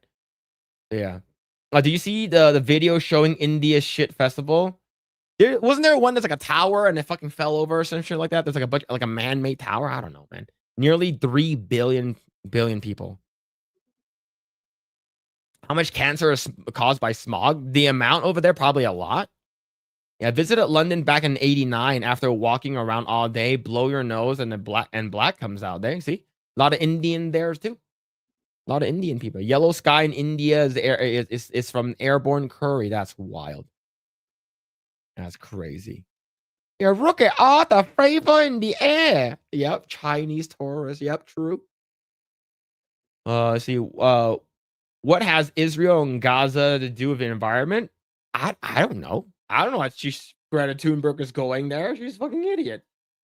It had half naked dudes throwing shit at each other. Thought Phil, you know about it? I don't want to see that. I saw those on X. Oh yeah, it's like a shit throwing like competition, right? I don't want to look at that. That's nasty. That's nasty. I'm not looking at that. All right. All right, Grae. Let's see. Hypnotic and Rapture. Thank you so much for becoming a new member. Thank you. thank you. Appreciate it. Thank you. Appreciate it. India's cooked. Yeah. Oh yeah. It's not looking good for them. All right. Grae, have you been playing The Outer Worlds 2? A part of me wanted to cover it just to make a review, but never mind. Apparently not so good things are happening about the game performance wise. Yeah. And yeah, it's crazy considering. Imagine they had they considered putting the game at $80. Like what the fuck, man? Yeah, didn't they change it to 70 like afterwards? It's like it's not even worth that. It's like it's even a stretch for it to be charged 60. At least that's how I feel when I first saw the trailer. But yeah, not surprising that it's not doing well again. Another studio that Microsoft killed when they acquired them. Yeah. I don't know. Maybe I'll still push through with it, trying it on Game Pass, but I'd rather play Ninja Gaiden 4 if I'm going to get Game Pass right now. Yep. All right. So, there it is. Comes to us from ADLV. The gamers aren't paying much attention to The Outer Worlds 2. To be honest, have you even played part 1? I got it for free, the entire thing, all the DLC on Epic Games Store. I just couldn't get into it. It's apparently it's like New Vegas, but for me it's nowhere near close. Like I don't know. There's something about it that it doesn't draw me in like the Fallout games or the Elder Scrolls games. It has that avowed feel to it. That's why I couldn't get into it as much. Or maybe I don't know. Maybe I should give it more of a chance, but I'm not seeing it. I don't see it. I don't think I'll see it as one of the great RPG greats that are must play, like Fallout New Vegas. So I'm not expecting this second game to be that much better, even though I know the reviews are saying, "Oh, it's good, it's good." It's like if the first game didn't resonate with me, I don't think the second one will. At least that's how I see it. I could be wrong. Maybe I'll try it on Game Pass. Who Mhm. knows? But yeah, I mean, I think the numbers reflect that I'm not the only one thinking this way. Yep. So, yeah. To be honest, I don't really care about this. I've never even heard about this game before until like earlier this week, and based off of these characters, I will never be playing it. These characters do not entice me. This girl this looks like Epic Mike over here, female Epic Mike missing a leg, right? This is a robot leg. I don't think any of these characters are appealing, right? I'm not saying fuckable, but appealing in general, right? Now, if they were appealing and maybe even fuckable, I would maybe consider it. But overall, this is not the type of game I would play, right? And you have like Yeah, just like Avowed, right? It's just like Avowed. yeah, these are like all like diversity hires. You know, we need a black person to be in the main character. We need this person with the side of the head that's shaved and stuff like that. We got this weird person with like with heart knee pads and stuff like that. This person is like weird looking. All these characters look fucking weird. All right, I wouldn't play this game. Now, as predicted from its pre-release performance, Obsidian's Entertainment, The Outer Worlds 2 has repeated the story of Avowed, releasing to generally positive player reviews, but with virtually no interest from the gaming community, posting unimpressive player accounts on the largest PC gaming platform and barely cracking Steam's top 100 most played games on release day. So, if you guys don't know, currently it sits at 12,000 players and all-time peak of almost 17,000. And the fact that this game they were going to charge $80, now dropping it down to $70. To be honest, not the type of game I would play anyways, but this is not good. This is not good numbers. And this is a triple A game. Supposedly. Yeah. Yep. This is not good at all. Let's see. Steam DB shows that on release day, The Outer Worlds peaked at 13,000 concurrent players on Steam, even lower than that of Avowed, before the graph flatline began going down after a few hours. As with this any game, the numbers will almost certainly rise over the weekend, but with results like this, it's questionable whether The Outer Worlds 2 will be able to surpass 20,000 concurrent players, and uncertain whether it can beat Steam active player records Avowed for 19,000 in the original Outer Worlds of 20,000, and the latter of which, for a concept, only launched on Steam after a year of Epic Games Store exclusivity. So this is not good for Obsidian, not good for Microsoft in general. I think a lot of these characters look very, very ugly. All right, even like we've seen a lot of video game characters that can look very, very good, right? But the fact that you can't even crack what's called opening day, release day of 15,000 is really, really bad. Now, yeah, I'm checking it right now. It's at it's close to 17K. It couldn't even make it to 20. okay, Yeah, so it's bad. I do want to talk about Megabonk. Yeah. How much did Megabonk cost? $10. It was developed by one guy, and he promoted it on his YouTube channel Shorts, right? He promoted it, and he was in beta and stuff like that. The game is $10. The game is fun. The game was made with like worse than PS1 graphics. It looks awful, but the game is fun. The replayability is fun. The dev, which is one person, listens to us. $10 game. The game launched 27 days ago. All-time high of 117,000 players. Currently sitting at 26,000 players. Megabonk, a game that costs $10, that you're basically jumping around with random characters trying to get the highest score. Very, very simple game. Is doing a lot better than a AAA game. This is sad. This is a sad state for video games, man. Yep. Right? Further underscoring the notion that Outer Worlds 2 as Avowed 2.0 is a similarity in reception, as the game received generally positive reviews from players, with the Steam's rating currently at 84%, with the avowed. However, the individual reviews tell a conflicting story, with different players criticizing and praising the game's aspect at the same time, making it harder to determine exactly what went wrong with the release. Well, the fucking asshole that worked on the game was wrong. He screwed up a lot of the initial like early hype for it because him being an asshole. Yep. Right. At one point in time, many reviewers, including those who gave TOW2 a thumbs up, have agreed that this game is too expensive and doesn't offer enough entertainment value to justify a $70 AAA price. While this is speculative, it sure seems that the steep price is likely one of the main reasons PC players either skipped the sequel entirely or opted to play it with a via cheaper Xbox Game Pass subscription, which will help explain a low player numbers on Steam. Speaking of Game Pass, the Outer Worlds 2 release was further disrupted by Microsoft's Azure outage, which made the game unavailable to purchase or install on Xbox Series X and S and the Xbox app on PC and Game Pass for some players. We're working on with Microsoft to resolve this issue and we'll update players when we have more information, Obsidian noted. Basically, yeah, not good. Not good at all. So, I wonder how much it costs to make the game.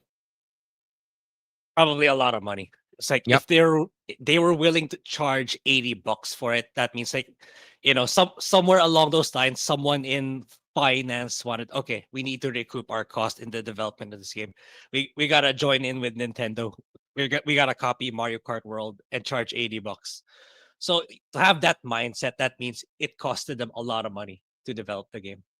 So the first one, there's no publicly disclosed information on how much the second one will cost, but the first one costed between $30 and $40 million. So I would say this game is probably I would say minimum of 50 to 100, in my opinion. How much this game would agreed. cost. Yeah, I agree with you there. So they said that based on industry trends, the cost of developing AAA games has risen significantly in recent years due to longer development times and increased labor costs. Some industry experts suggested that developing this game scope could cost double or more compared to the first game. So, yeah, so I'm thinking either $50 to $100 million for this game. And the fact that you're even ballsy enough to even consider charging an $80 price tag. There was no hype behind this game. Do you want people would rather play Arc Raiders? People would rather play Battlefield 6. Yep. Right? How many people are playing Arc Raiders right now, Grae? What do you think? I know 200K?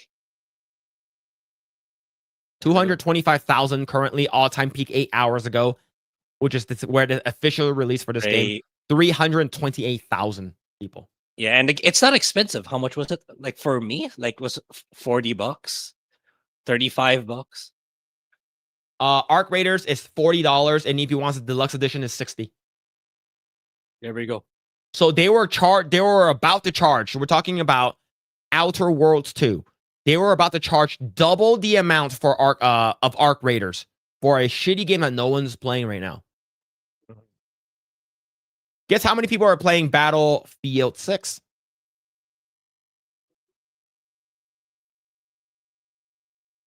Around 200, 300. Yeah.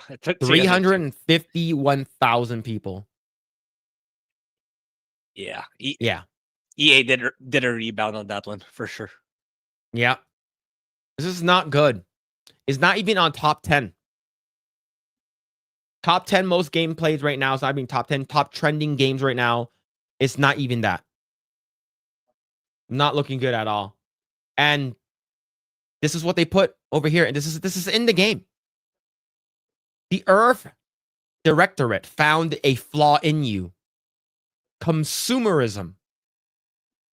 You're the reason our marketing works. Promotion and sales have riddled your brain, and you're more interested in buying the next big thing than financial planning. This is in the game, by the way. Yeah. Warning. One selected flaws cannot be removed. FX. Minus 15% on vendor prices. Minus 10% sell value at vendors. Which one do you want? Right? This is what happens. This is what happens to you in the game, which is crazy. This is what happens if you buy the premium edition. The devs make fun of you and punish you in the game. Oh, you have a lot of money? You bought the you bought the premium version of the game for $100. We're gonna punish you in game. What a scumbag. This will prove to you that you shouldn't buy any collector's edition from Obsidian.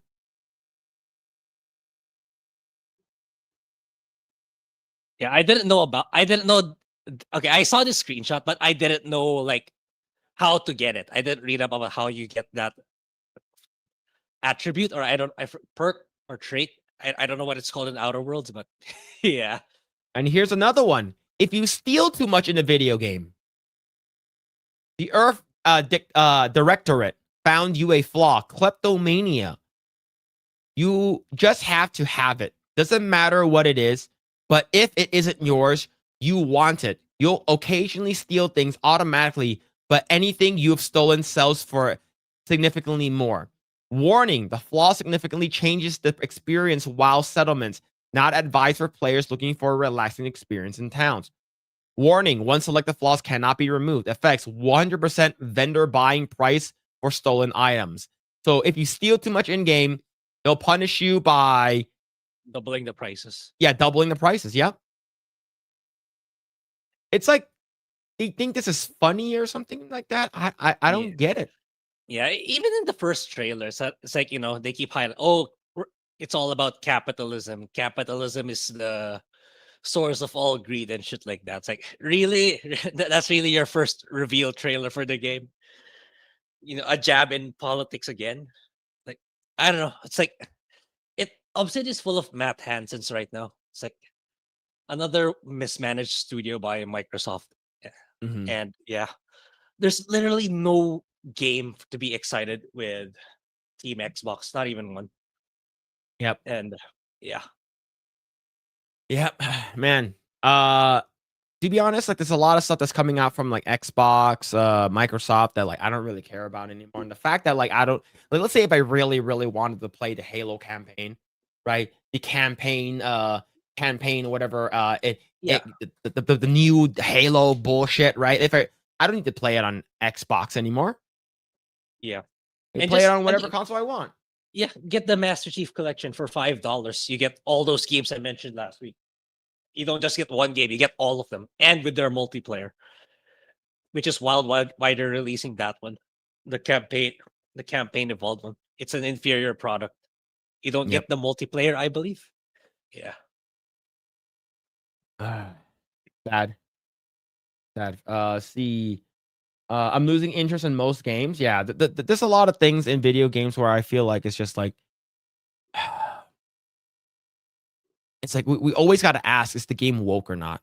And I hate asking that question just because like back in the day, it's like the game is just, oh, if I buy the game, I expect the game to be good. Like, why do I have to worry about like messaging and shit like that? I think it's bullshit. That's why it's like my main channel is like I always stick to JRPGs. Like I think that's the only genre that's quite untouched compared to the other genres when it comes to quality and the amount of money they're asking for them. That's why it's like, and whenever I make a video in my main channel compared to my second one, it's a lot more positive and a lot more peaceful in my main channel because like I kind of like put JRPGs in a positive light compared to my second channel where I just made like the 7 levels of woke DEI games. Man, it's a battlefield there. with brown man talking and shit like that. It's really like my first channel and my main channel, my second channel are like they're like two different worlds. One where it's like where games used to be good, and the other one where games are pretty meh, pretty okay-ish. Yep. Oh man. Mitchell Fields with the 5. Megabox system requirements: minimum CPU, potato, graphics. No recommended CPU, potato. 2 graphics. Yes, damn. But Windows 10, yep. Have you seen the system requirements for it? Like they don't care. Yeah. Like you can literally play Mega Bonk on like a fucking potato and it'll still work. And that game has a lot of replayability. They just recently dropped an update like 2 weeks ago. They changed up a lot of stuff and stuff like that. And the fact that the devs listen to their players and the feedback and stuff like that, that's great. And that's the reason why I support a lot of these like indie stuff. Like the next game that I do want to play, it's also another indie game. It's called Ball Pit. Like I saw Asmongold playing it before, and it looks pretty interesting. Yeah. And I'm not sure how much that game costs, but I know it's also cheap. It's either cheap or free. Right? And the first time I bought Vampire Survivors, it was like $5. Oh no, it was like $3.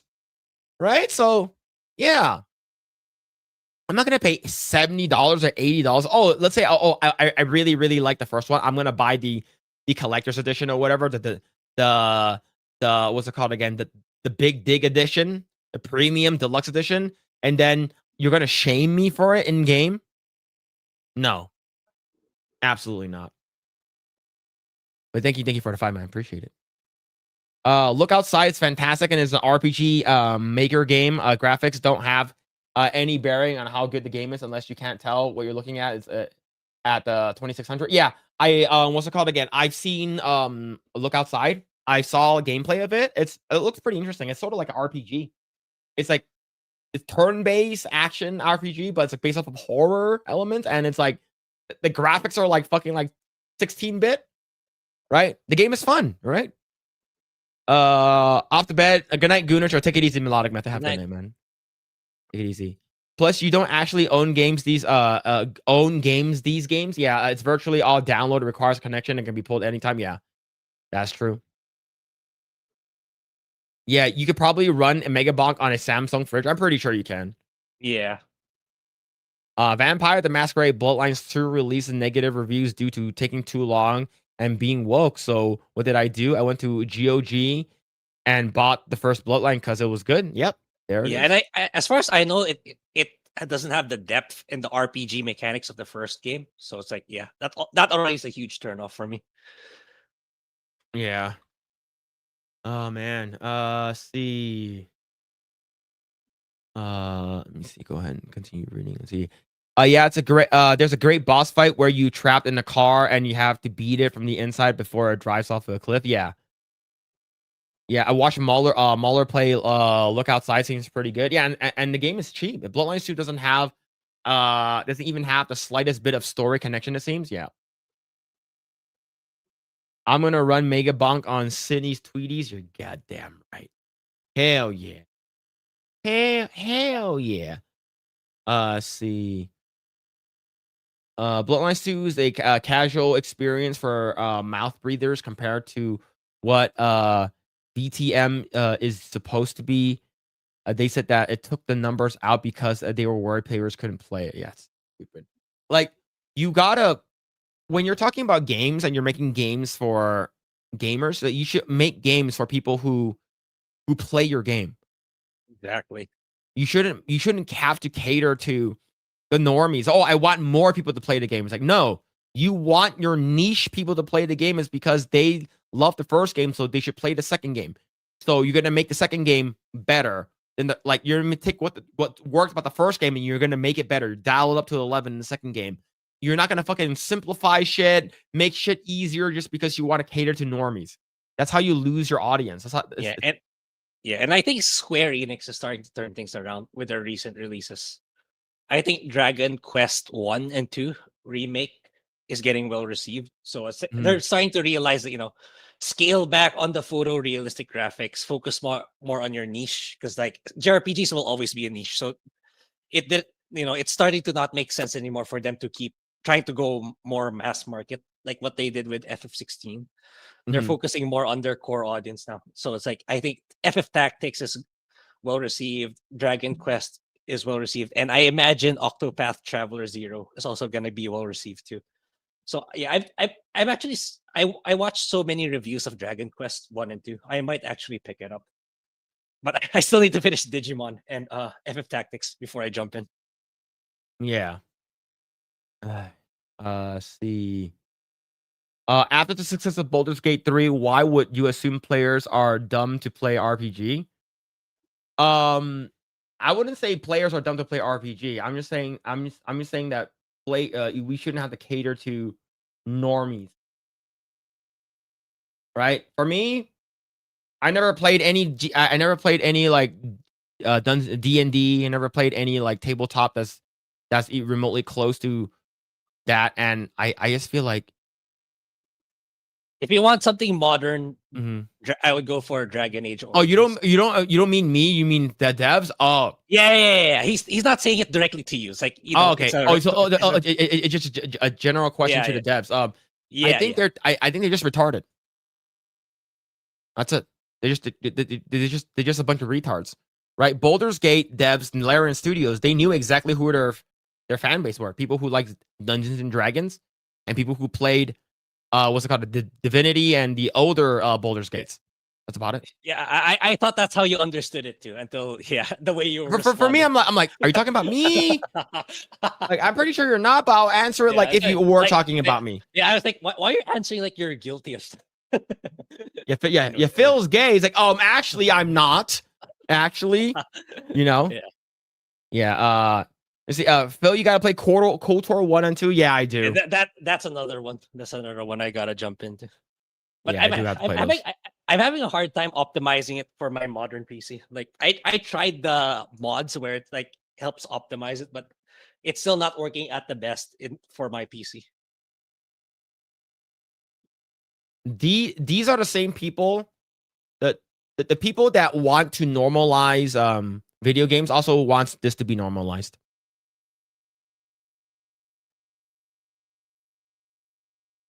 Yoga teacher Jessamine Stanley believes white supremacy has polluted yoga. It's time to talk about it. Cultural appropriation in yoga is rampant because we are still living in the legacy of colonization. Do you know that yoga originated in India?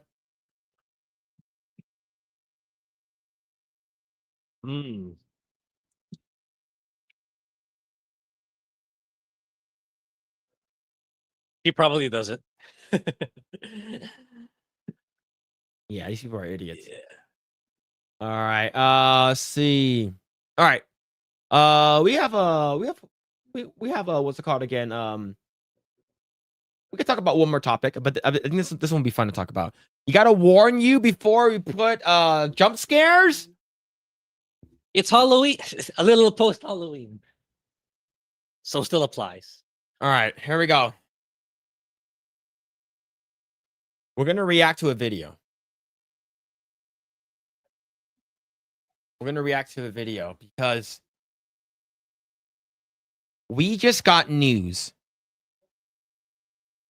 that Johnny Somali might be staying in Korea a little bit longer. Okay. Yeah. So we got some updates from Andrew Esquire, Legal Mindset. Shout out to Legal Mindset. Okay. I watched the Atozi one. I haven't seen Andrew's. Okay. So this is Somali stuck in Korea indefinitely. Fast facts.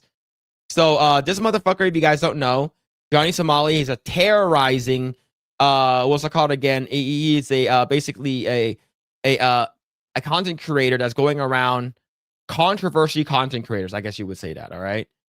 And he's basically stuck in Korea now. He's been going doing courts, and he's been there for a while, and we're not sure. Nuisance streamer, yeah, there it is, nuisance streamer, and he might be there for 10 years. I heard, if found guilty, he might be there for 10 years. So we'll see. So this is from Andrew. Go check it out. Khalid Ismail. Yeah, is on ×2 speed? Yeah, it is. What the hell? AKA Johnny Somali is stuck in Korea indefinitely. We'll get into that today on Legal Mindset. We teach you to be your own judge. Of course, I'm Andrew Esquire, American attorney, and I've been cataloging this Ramzi Khalid Ismail RKI case from beginning to end. And of course, we've got a PowerPoint to talk about it. Now, I did mention this briefly after my trial recap, but I wanted to give you guys a little bit of an update on some of the case law and why no matter how hard Johnny Somali begs, no matter how hard Ramzi begs, he is not going to get that speedy trial. So let's talk about that. So, of course, yesterday, Johnny Somali requested an expedited trial due to family commitments and stated he's already been in Korea a long time, complaining, moaning. What family commitments, man? You've been I don't, away from them. I don't think he has any kids, or maybe his mom or dad. I don't freaking know. As far as I know, his dad is like already told him, you're not my son," or something like that. It's like he's not part of the family. He already disowned him. So what family commitments are you talking about? And like you've been like live streaming outside of US for how long before you even got stuck there? So what family commitments are you talking about? I'm sure your family members are fine without you, Johnny. Like, according to what I heard, right? It's like it's the holiday season and stuff like that. Hey, it's the holiday season. You know, like I have family and friends in the United States that want to party with and stuff like that, right? They haven't seen me in a long time, and they're like, "Oh, can we? I want to request for an expedited trial, right? I want to go home earlier. Can that happen?" And the judge basically said, "You've been here long enough. What's a couple more months gonna do, right?" So just like, right? Of course, Yeah. I believe he was denied, if I'm not mistaken. So fuck him. That's like, bro. I guarantee you, if he goes back to the US, he's not ever. You're never gonna see him again. Yeah. Right? You're never ever going to see Johnny Somali. If you let Johnny Somali out of South Korea, you will never ever see him again. Well, it turns out judge didn't care. The judge made it clear that some foreign defendants remain in Korea for up to 6 years just for their trials, and that's normal. The next trial date is February 11th, 2025, and there's likely going to be a new judge due to the regular yearly rotation of judges. That is crazy. Yeah. Yeah, and here's the thing that we don't know like who this new judge is. The new judge could be even more like, like I guess more mean. I guess you would say, and lack of a better term, he would be more like strict with Johnny Somali. The old judge's like, hey, this guy's a piece of shit. Like he's a nuisance streamer. He came here, caused a lot of problems, stuff like that. Caused a lot of shit at 7-Eleven, trying to do deep fakes and shit like that. Went on a subway and trains and shit like that. Blasting freaking North Korean propaganda, saying Hiroshima, Nagasaki everywhere, doing with those fucking those ladies, those freaking the statues and shit like that. Like that's just to name a few. Yep. Oh man, that's crazy. I'm like, how is Vitali doing? By the way, how's Vitali doing? Yeah, I watched Atozi's video regarding Somali. I think 2 weeks ago. It's like I heard Atozi say that, oh, Vitali's trial has Vitali's trial hasn't even started yet. I think he has to wait for 2 more years approximately. Oh, well, yeah, it's like I think they get new cases by the day, dude. It's like it's like it's really a backlog here in the Philippines. So yeah, after maybe I think Vitali would be lucky if it's just a year or two before he gets a trial. I think that's already short enough. Then how many years he needs to render. And right now the Philippines is going through the regime isn't exactly being perceived well right now in a general sense, because like our markets are down right now. Our financial markets are down, investment is down because the perceived mass corruption going on right now. So I don't think whoever is responsible for Vitali right now, I would think they would want a W. So I don't think they're letting Vitali go that easily because they need a W. So if they can use Vitali to gain more social brownie points, they will. So it's like once Vitali reaches trial, I don't think they're gonna give it. Okay, you learned your lesson, you're gonna get a year. I don't think so. I think they're gonna exert the full effort. Since it's Vitali's was made really public. Even our president made a vlog about him. So I don't think the government's letting him off easy, just so they can secure some positive brownie points to the public. Yeah. But the fact that he said that some foreign defendants remain in Korea for up to 6 years for their trial. So that means that 6 years for the trial. Does that also count as his prison time? I don't think so, right? He's not in prison. So that means 6 years for a trial, and then imagine 10 years in prison. Yeah, kind of like Vitali. But okay, to give Johnny credit, he made the right decision for choosing South Korea over the Philippines. Yep, that's true. I'll give him credit So for he's that. going to be there for a while, and that will not be his last case. That's just the next trial date. So Yep. what's the case law undergirding all of this, kind of supporting this? Well, in Korea, speedy trial is not like the United States. It's not a right that every criminal defendant gets. No, in fact, expedited trial is only for two specific circumstances. Either number one, a very simple, straightforward case where the defendant pleads guilty on all counts. So let's say they caught you red-handed. They know you're the perpetrator, and you're like, yeah, I'm pleading guilty to everything. Okay, that's expedited. Or if it's extremely high profile, like Park Geun-hye, Yoon, the Nth Room, it's got to be a very, very, very, very high profile case to get that expedited trial. And that family obligation reason is not on the legal list of reasons that a trial should be expedited. Everybody has family obligations in Korea. Everybody is obligated to their family. That's not an excuse. And the other thing is, this is the real thing, which I'm just boggled that Ramsey is not, listening, I think, and is just saying these things, probably even without consulting his lawyer. The decision has to be made by a committee before the trial. It is not made during the trial. The judge is not going to all of a sudden, during the middle of a trial, expedite the trial. It's a procedure that has to be made at the beginning. So it's just something that is never going to happen under the Korean system and under the procedure for Johnny Somali. Now, Man, like I think for me, it's like I think that he needs to be put away for like a long, long time. Yeah, agreed. Yeah. Yeah.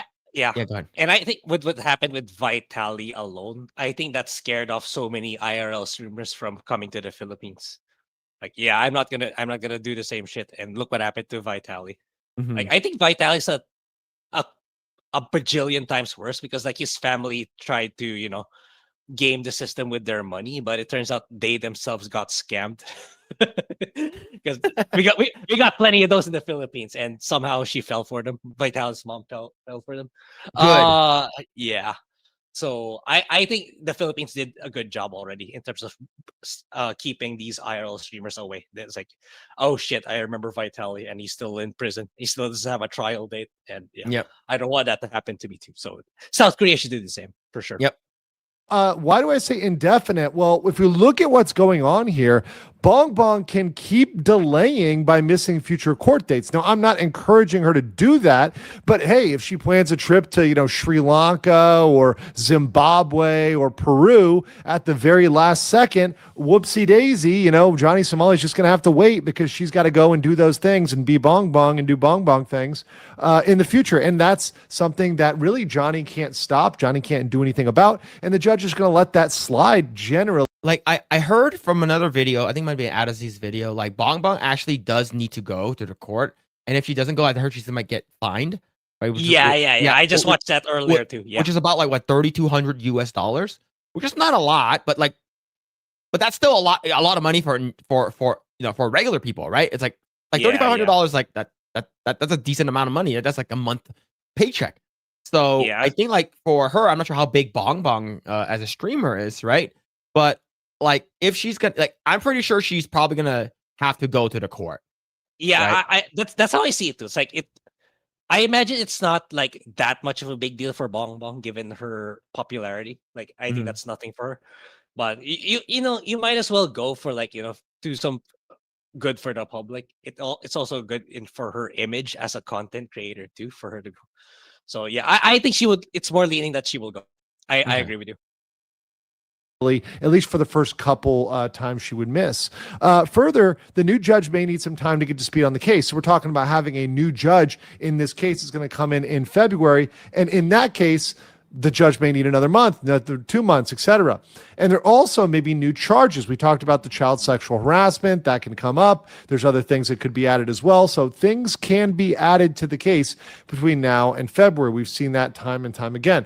And remember, all of this could have been avoided if Ramsey simply apologized and pled guilty. If he had apologized, if he pled guilty, we would not be here today. Ramsey would already be on a flight, probably not going back home, but he would be on schedule to getting that flight at some point. Even if he got some jail time, he would have already served roughly a year of it. But that's not what happened because simply he denied everything. But guys, what do you think is going to happen with Ramsey? How long do you think he's going to be in Korea? Let me know in the comments below, and I'll catch you on the next. Yep.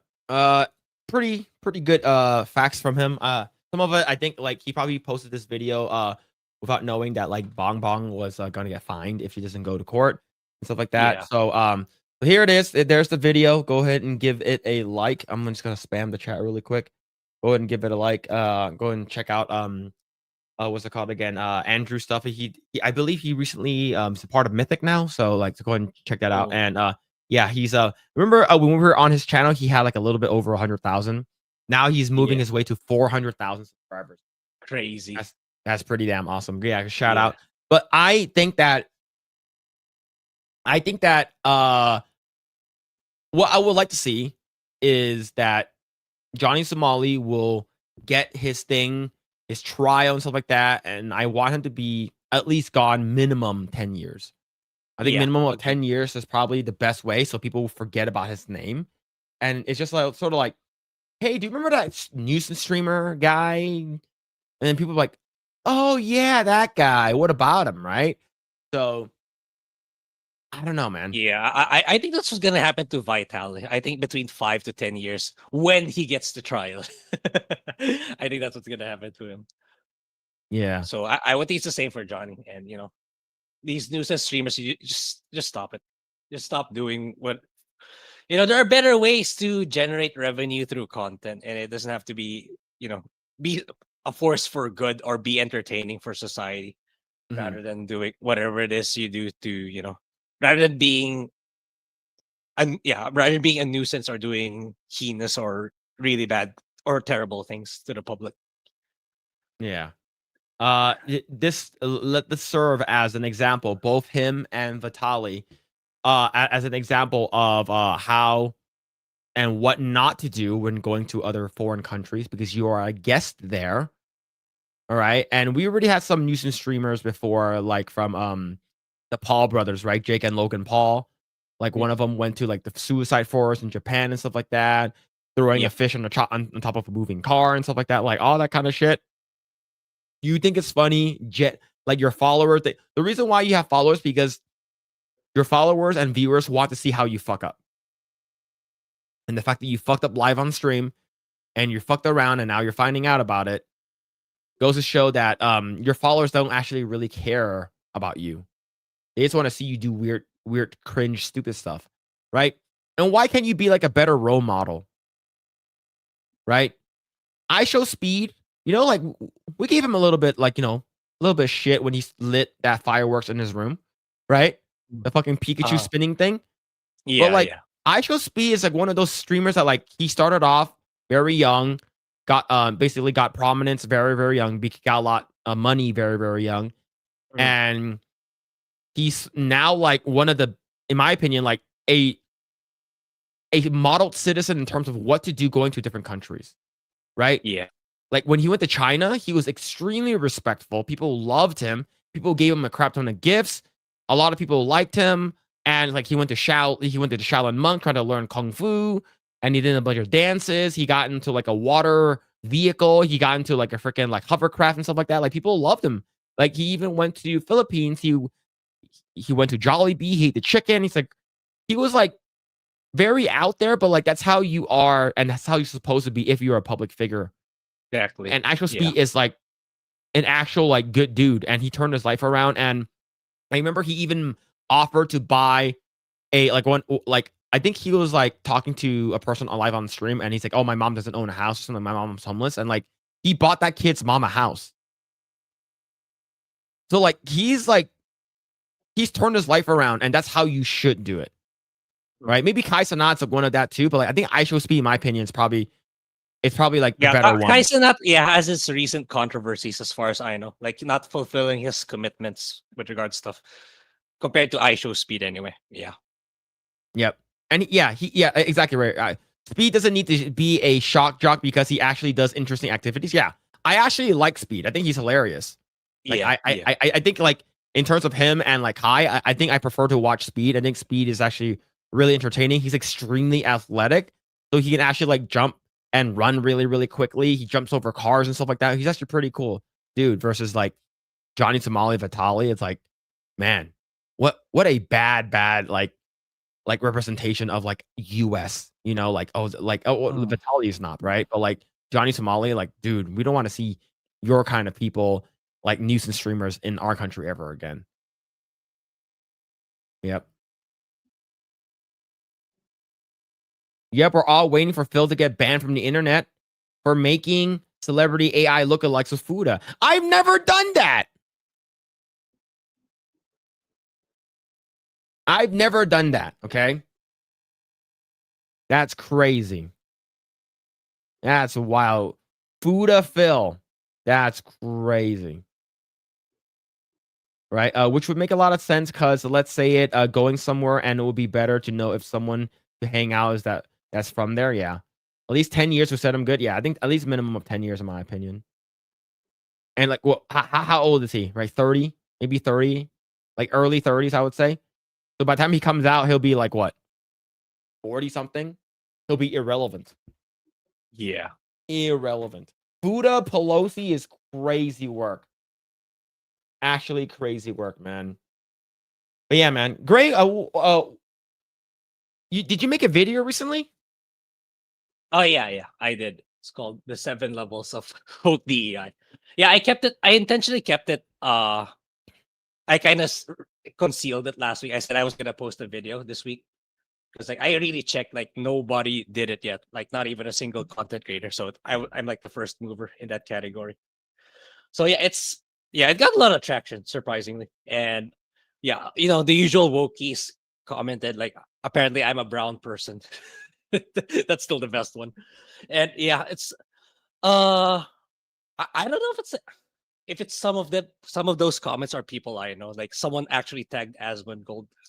I don't think Asmongold's gonna watch that video, but yeah, go check it out in my second channel. So yeah, I do have more videos planned, but it's just that I'm kind of sick right now. I want to, my voice is not there for recording.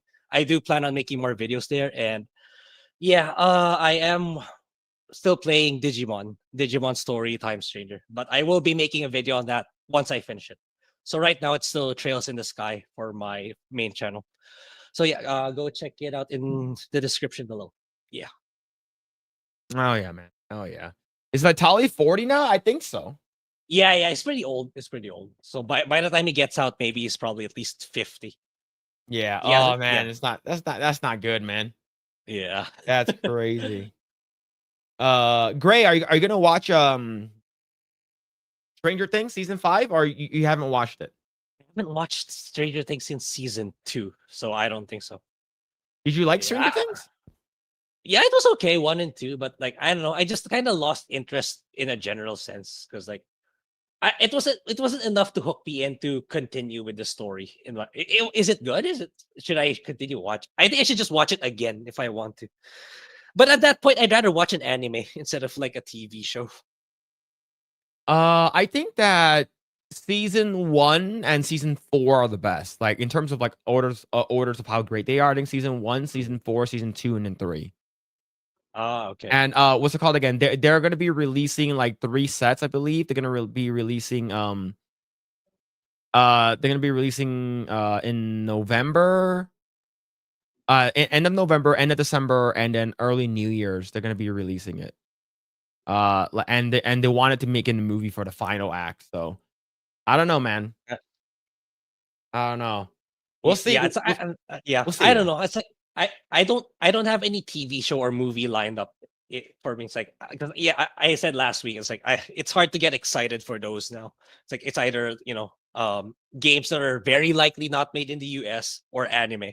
That's usually what I consume nowadays because I there's a it's very likely that it's something that I will like or it's something that will be good rather than something from the West. Mm-hmm. Oh man. Well, all right. I don't think we have anything else. I think we're all caught up with everything. All right. So Grae, I know you just said your stuff, but like, what are you doing, man? Like, are you like streaming, or you're just like making videos? Like, what are you doing? Where can people Yeah, find yeah, you? yeah. I'm just making videos for now. It's like it's so hard to find time for streaming, but maybe someday I'll get to it. But yeah, I'm making another video right now on modern video games. But yeah, again, my voice right now it's not at its best, so I'm gonna get better first before I go back to recording. And yeah, I'm playing Digimon Story Time Stranger. That's my next video for my main channel, and then I will after that it's gonna be Final Fantasy Tactics. And Oh and yeah. yeah. So those are the last two. And if I have time, but I don't think so. I don't think I'll have time for Dragon Quest 1 and 2 because I will be playing Code Vein for sure next year. I will be making a video on Code Vein 2 that's coming out on Oh late yeah, Code January. Vein. Yeah. Yeah, that's still my top video. Anime Souls. That's still my top video for my main channel. Even though that video is 2 years old, it's still getting views up to now, which is crazy. So I'm definitely jumping in for the second game because like I imagine it might get the same results. Mhm. So yeah, my channel is in the description below. So yeah, for now it's still like maybe in the future I'll go back to video game streaming or live streaming on my own in general. But for now it's just not. It's really not in my priorities. Okay. Yeah, So is Grae Chinese, born in the Philippines? yeah, that's exactly it. Yeah, I'm a Filipino Chinese. As you can see, it's super bright right now. It's 1:50 in the afternoon. That's why it's really bright. Yeah. Yep. There it is. There it is. And what's it called again? You guys can find me at Mr. Phillip Chan #2. My stuff and my link tree is down in the description below. Shout out to everyone that's hanging out on Rumble and X on YouTube. Thank you for all the supers and donations, stuff like that. But so I think next week for me, I will be continue playing Super Metroid, unless it's like a big game that I want to check out. I will be playing Super Metroid tomorrow. Starting on, I'll continue it on Monday, and what's it called again? Tomorrow, be on the lookout for Asian Dad reviews. There should be one for Shaolin Soccer, Mhm. and then the following one will be Kung Fu Hustle. Will be those in the future, but yes, and I'm not sure what tomorrow is in terms of but I might be on Valiant and Renegade stream tomorrow. But I'll, Nice. I think that is the setup so far. But I'm not sure if I'm gonna be on there with everyone, but we'll see, because like not a lot of people address sort of reply to him. But if that's the case, you guys might see me on Valiant Renegade stream tomorrow. But yes, other than that, I think that's about it. Next week there'll be no stream on Friday. No, there's no stream on Saturday, but there will be a stream on Friday with Vera Dark. Yep, we're gonna have Vera Dark on Friday, so that's gonna be pretty damn cool. We're gonna have her on.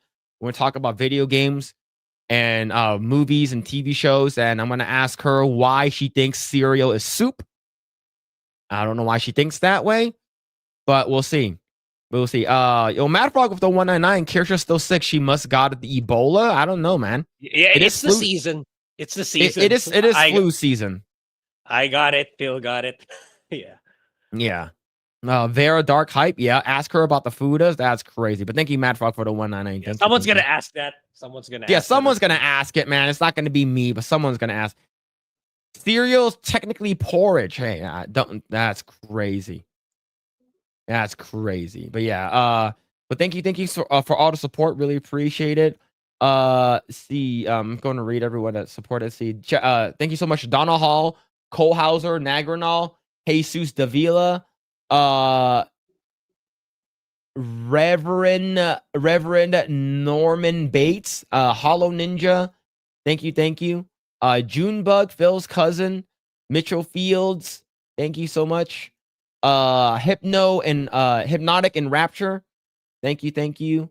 And thank you so much, Mad Frog, as well, for the supers and stuff like that, for all the donos and everything. I really appreciate it. But yes, other than that, that's it. We don't have anything else. we're gonna just we're just gonna what's it called again? Redirect you over to Flashcast since he's still on.